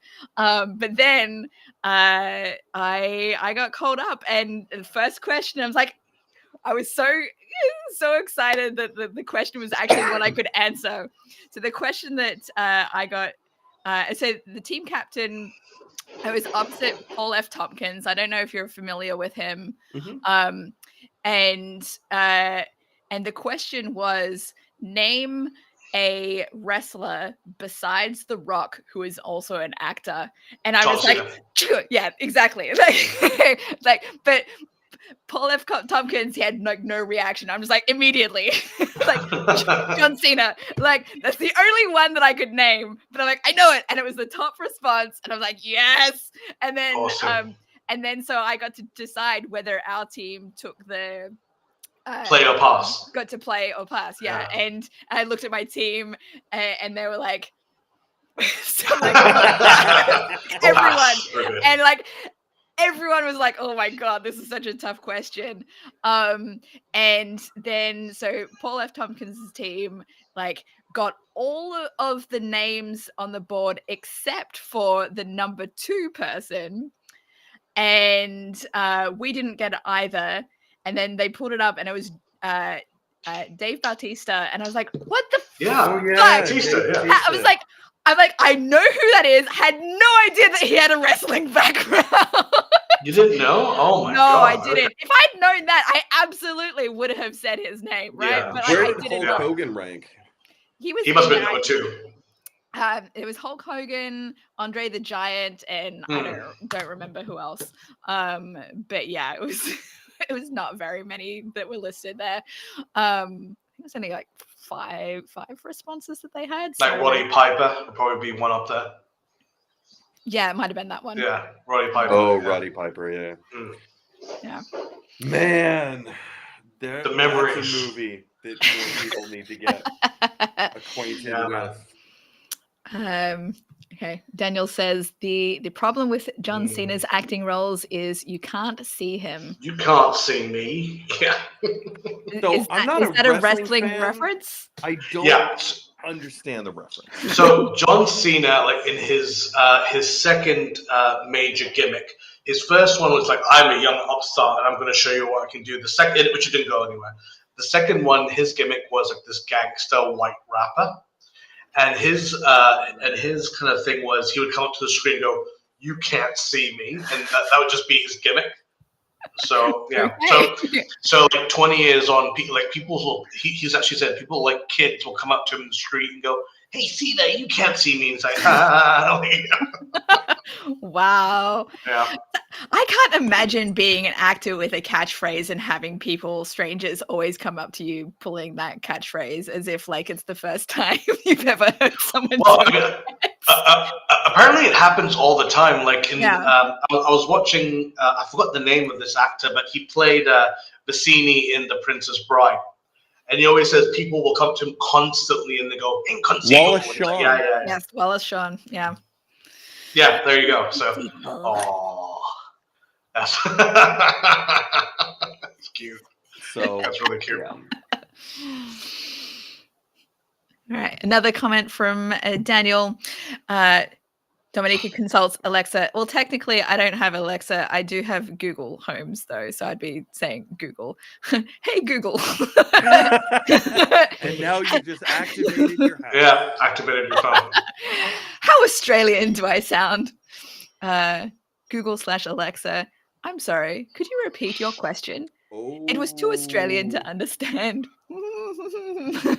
I actually have the Australian accent Google voice response. Oh no! Of course you do. Does your Google call you Sheila? Going, all right, Sheila. No. It's not. No, it's not. That's the crow sound that I don't know if you guys have seen my clip of my doing 5 minutes of Australian accent stuff. I did stand up. I was doing 5 minutes of Australian accent, teaching people different Australianisms and putting on my thicker Australian accent. And I was claiming, I was like, the way to distinguish the Australian accents is that we all sound like crows. Gotta have that sound in our words. That's I hilarious. can see that. Yeah. That was something that randomly came up as I was like improvising, doing Australian accent stuff to my daughter and trying to think about how I was going to approach doing this new stand-up thing. That's like and sorry, you're gonna say something? You gotta go now? Yes. Just wanted to let you guys know I have approximately 10 minutes left. Great. In me. Let's just chat for the last 10 minutes. There's no point asking any more. I don't have any more audience questions to ask anyway. Is Daniel still? Yeah. He's got one more. Daniel's left another comment for us here. I'd have a ringtone of an Australian going, "A dingo ate my baby." Dingo ate my baby. Okay, so I know that phrase from Seinfeld. There's a fly in here.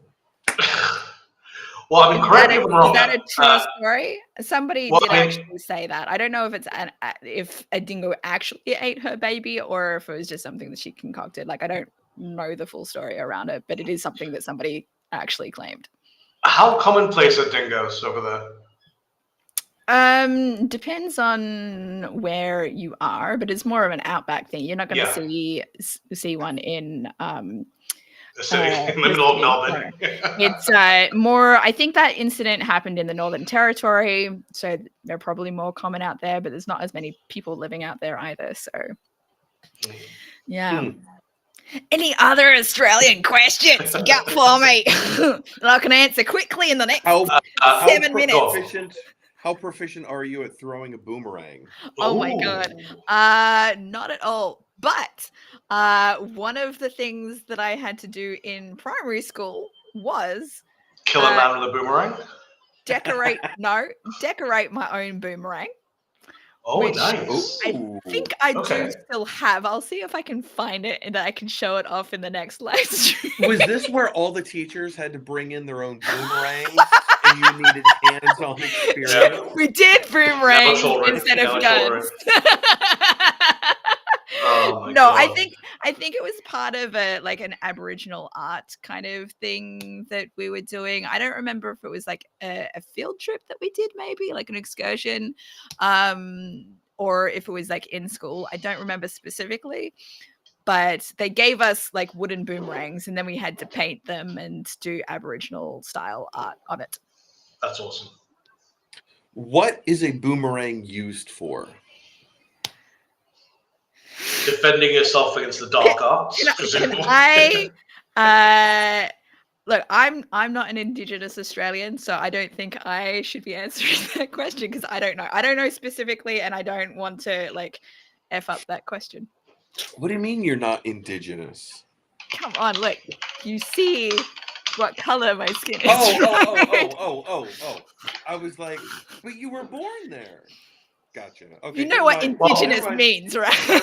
Yeah. Well, let's ask a third party. So boomerangs, according to Google, was first used by First Nations people, including as a weapon and a tool for hunting and digging and in ceremonies. So there you go.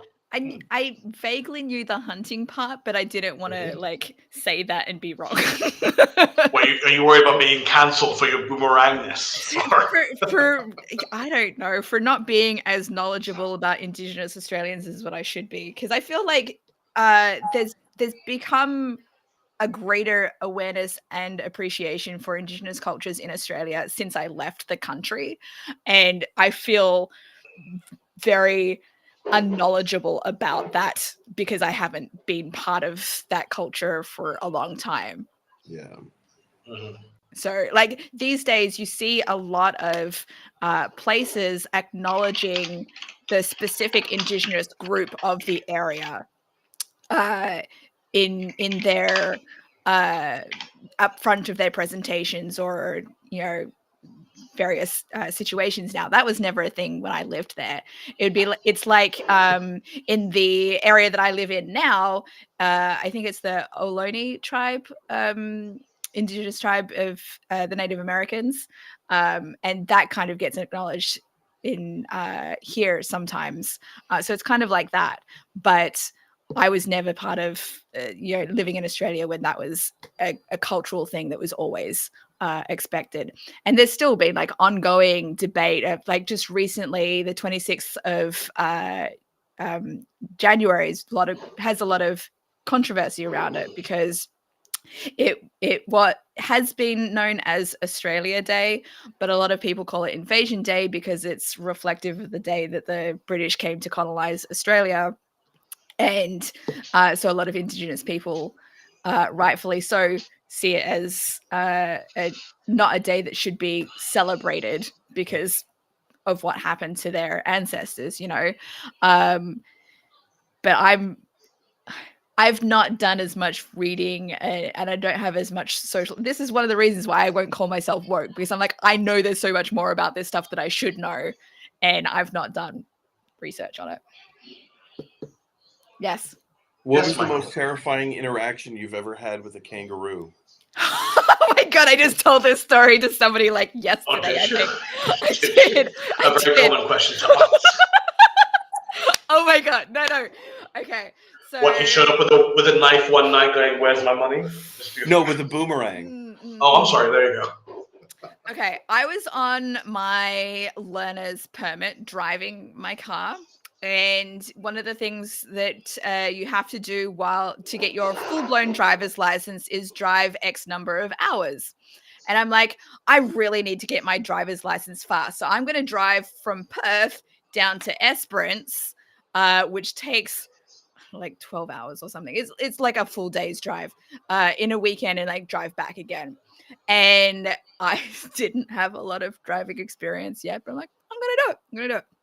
And so as part of this drive, it's, you know, the outback kind of area, pitch black at night. I'm driving at like 110 kilometers an hour, or 100 maybe. I think I was because I think it was 100 because I think I was limited as a learner's permit to drive at that speed. And a kangaroo jumped right in front of me into the headlights and jumped like onto the other side. I didn't hit it, but it was terrifying to have a kangaroo jump right in front of my car driving at that speed and just be like, what the fuck? So thank God I did not hit it, but it was terrifying. Are there any repercussions if someone does hit a kangaroo? Oh, what, in terms of do you get arrested or something? I don't just or a fine or something. It becomes roadkill. I know. Gotcha. You might have a big dent in the front of your car because they are massive, right? But I know. I mean, it's not like they're endangered species, so I don't think that. I don't think there's any that I'm aware of. But also, like, if it jumps in front of your car, that's on the kangaroo. It is on the kangaroo. But like, have you got a death wish? What are you doing right now? Have you never seen a car before? Uncultured swine. Jeez, like you can see the lights, or you're just like jumping in front because you want, like, oh shit, this is a bad idea. Yes, Mike. Have you ever seen a wallaby? And if so, tell me about that experience. Wallabies are smaller, yes, but more in wildlife parks and zoos rather than out in the wild. I've seen kangaroos more in the wild than wallabies, yes. Have you ever seen a wombat? Yes, but also in zoo situations. Yeah. Kangaroos are the main ones that you would see out in the wild. They're like everywhere. Have you ever played with the Tasmanian devil? No. Ooh. No. Yes. Do Tasmanian devils go blah, blah, blah, and spin around? Do they actually do that? Only in the Looney Tunes. Don't ruin this for me. I love that. No, but there was a cool story I remember from my childhood where I think it was a Tasmanian devil like hitchhiked on somebody's truck. Like, just they got into the bottom of the truck and stayed on the truck until this truck drove from the eastern states all the way to Western Australia, and they ended up in completely the wrong state, which is not their native area. And then I just thought that's a hilarious kind of, and I think this was at a time where they were really rare, that people were like, do they even still exist, or something? Yeah. Yeah, we're busy hitchhiking too, and no. Yes, Mike. How often after, or what is the amount of time on average that it takes after someone finds out that you're Australian that they bring up Crocodile Dundee? Not as often as you would think. Really? Yeah. That's like a national but if they do, they'll be like, that's not a knife. This is a knife. Like they would give that reference rather than specifically mentioning Crocodile Dundee. They will say that reference. Have you ever met Paul Hogan? Yeah, we all know all of our Australians. We know everyone. There's like 30 million people in Australia. No, I have not met Paul Hogan. Yeah, but he's not really a celebrity anymore. So that's true. All right, I'm going to go through some of these comments while we still have you, Mike, for a little bit longer. Let's see. So,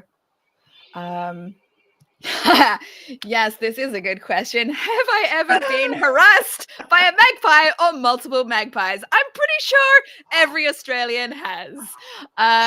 Yes, I can't think of like an exact example, but yeah, they swoop down, they swoop at your head, and you're like, oh shit, what? That's what they do. So all Australians are just living in the movie The Birds at all times. Oh god. But if there are magpies around, it's a possibility, yes.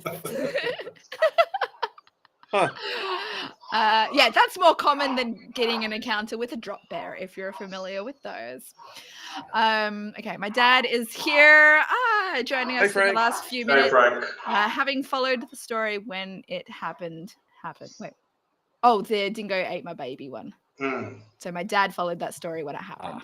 And he says, I believe it's true. A lot of evidence came out later in the mother's favor. Yeah, I'm pretty sure it was a big thing that was debated. A lot of people didn't believe her, but eventually I think people kind of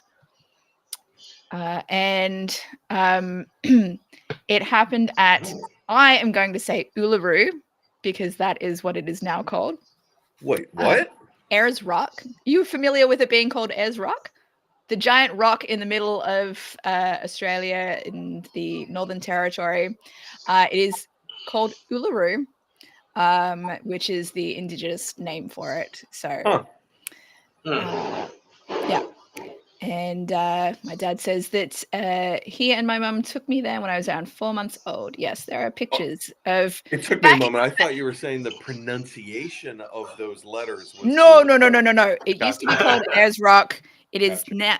That was the colonial name for the place. It is actually called Uluru. Just like Denali Mountain. Yeah. Let's use the indigenous names for things. Yeah, back in those days when I was 4 months old and my parents took me there, it was perfectly fine for people to go and climb on the top of the rock. You cannot do that anymore because that is an indigenous sacred site, and yeah, you shouldn't be doing that sort of thing. Yeah. So yeah, okay. Daniel says she had the situation under control. She has a koala on standby that's good at karate and has a fighting staff that doubles as a didgeridoo. What is a didgeridoo? You don't know what didgeridoo? That's an indigenous musical instrument. It's long. Let's. I don't know. At this point, it feels a little disrespectful to indigenous culture to be doing that when I'm trying to explain what a didgeridoo is. I mean, come on. Come on. So it is an indigenous musical instrument made out of wood, a hollow wood log, and they will blow into the one end of it, and sound comes out the other side. But they will make music and like animal noises and things. It is a beautiful musical instrument. You've if you ever heard have it the chance. before. It makes kind of like that wow. Oh, okay. I got you. Kind of sound. That's cool. Yeah, they are great musical instruments. When I was in college, a lot of my college friends were like into didgeridoos, and so a whole bunch of people got them, and so we're all like trying to figure out how to play it. Well, I bet your neighbors love that. It was the dorms, so. I bet your neighbors love that. There you go. Yeah. I think we tried to do didgeridoo noises through the long cardboard rolls that you get gift wrapper in. Yeah, I don't know if that's an offensive way to do it as well. But that's the thing that we did. The first time I saw a platypus, did it make it? I think God was drunk. Maybe. No, because when I knew what platypuses were at that time, the first time I saw a real one was in Melbourne Zoo. But I did write a story, which you can find on my blog, I think, about I think it's called Divine Intervention was the title of the story, where I basically insinuated that platypuses were created by God when he was smoking some joints. He's on a bit of the MJ. And his angels were trying to have an intervention with him, and to get him to stop toking, because he was creating these kinds of things. That's kind of a wonderful like comedy scene. Yeah. Of like, here's God just like getting lit. And everyone's like, okay, we'll give you the platypus, but like you gotta stop that. No. 20-story beast with a neck It's like this big.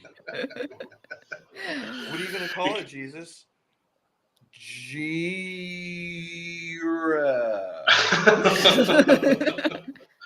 That'd be really funny, actually, if you have Michael, Gabriel, and like Raphael, whomever, like the archangels, just going, "Dad, what are you doing? Stop!" All right, I'll later on. I'll dig up the link and I'll post it in the description of this video later on if people want to read it.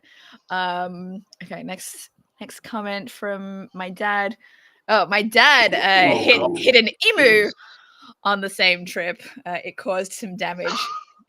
It was a glancing blow. What does that mean? It was a glancing blow. I guess it was like just a nip, like at the side of it or something. Rather than right in the middle of your car. It's like I'm imagining it as though like you hit the emu and the emu like gives you a glancing blow of like, fuck you. Who do you think you are? Look at me. I'm an emu. Look at me, huh? With a car. I'll put a dent in your car. I was this reminds me of my Australian bird conversation I had with my daughter recently. She asked me like what's my favorite bird, and I was listing off a number of Australian birds. I was like, I like the kookaburra, I like the lyrebird. I guess those are my favorite ones. And he's like, so my daughter's like, they're both Australian birds. I'm like, yeah, I really like Australian birds. And then she was like, why is it that the emu is the national bird of Australia rather than one of those other ones? And I'm like, probably because it's the same height as the kangaroo, so it fits well in the coat of arms, like next to the kangaroo. Makes sense. Do you think that the emu is the most well-known Australian bird? Would you say that the kookaburra is? What Australian bird are you most familiar with? Magpie. Magpie. I don't know. There's a lot of good Australian birds.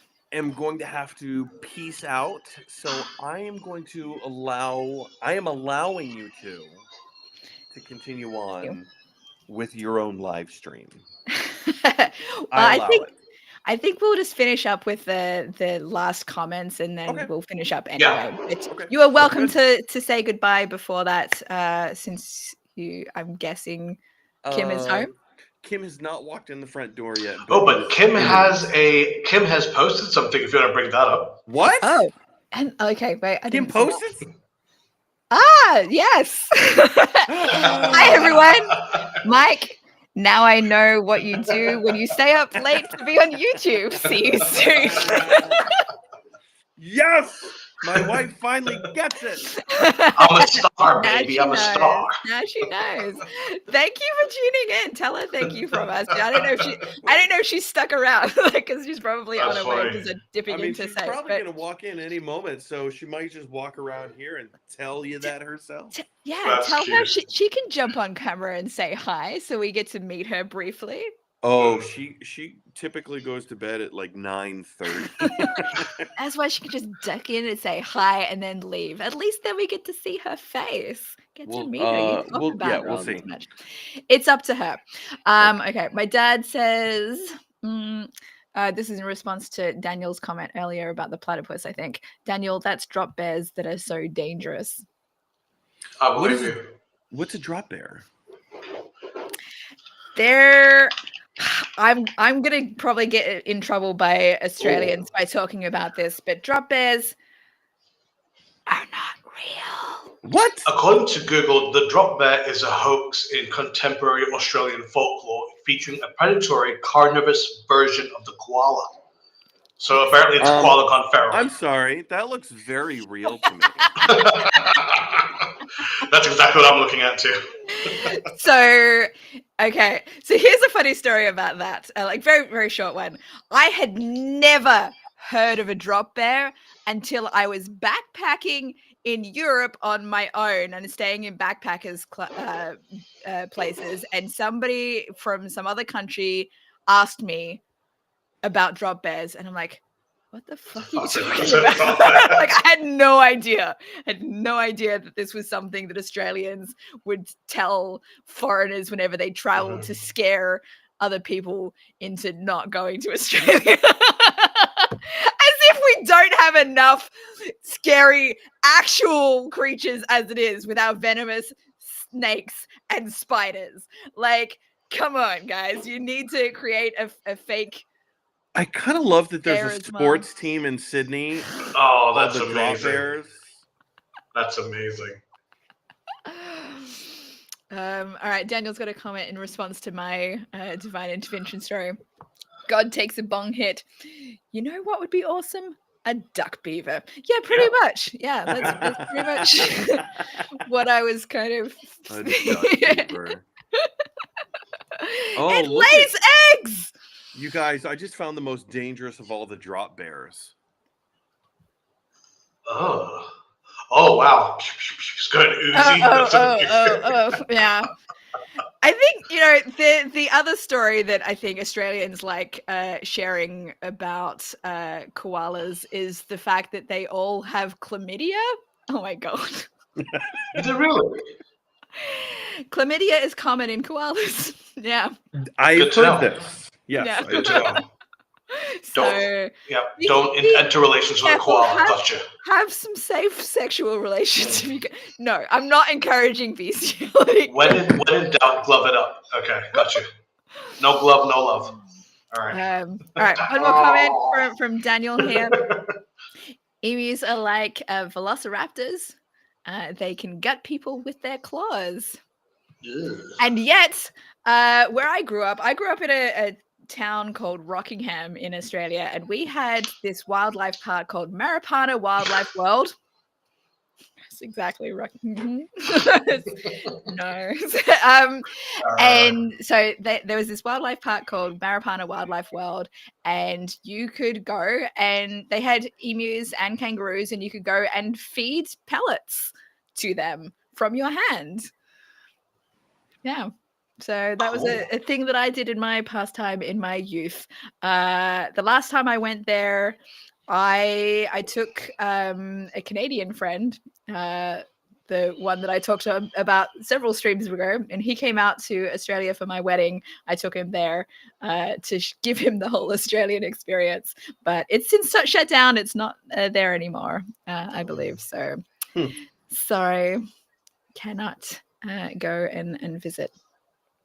My dad says koala claws are very dangerous. I'll believe you. It's strong, and yet people pay for cuddling experiences. That's. Have you ever cuddled with a koala? I don't think I have. No. Nah. You that was nar. That was one of those. I think there was something that you could do at Maripana Wildlife World, but it was not something that I paid extra for. Gotcha. Right. Daniel also has a comment on that'd be a good name for an all pig heavy metal band, Rockingham. Yeah, you know what? I think so. My dad is an artist. But they can be aroused. Like an artist, yeah, definitely, Frank. So, my dad is an artist, and I believe it was him who drew a picture of a pig on a rocking chair as Rockingham. Rockingham, yeah. Yeah, all right. Well, that's all of our comments. Unless anyone drops any more questions in there, I want to give Mike a chance to see Kim when she walks through the door. So we'll wrap up. Thank you so much for joining us. Those of you who join us live, we usually do this the same time every week, but check in for the actual upcoming stream on my channel if you want to be sure about the start time, because I generally put it up in advance. And subscribe if you're not already subscribed. Hit the notification bell to find out when we're going live, to get that notification. Leave comments if you have questions for us to ask in future live streams. Follow on all the social media if you want to do that as well. It helps me know that people are interested and things. All right, my dad has one last comment and then we'll finish up. Okay. Cuddling is discouraged because they are susceptible to human disease. I know. And Patient zero over here. right, okay. My dad did do the drawing that I was describing, the Rockingham one. All right, thank you so much, and until next time.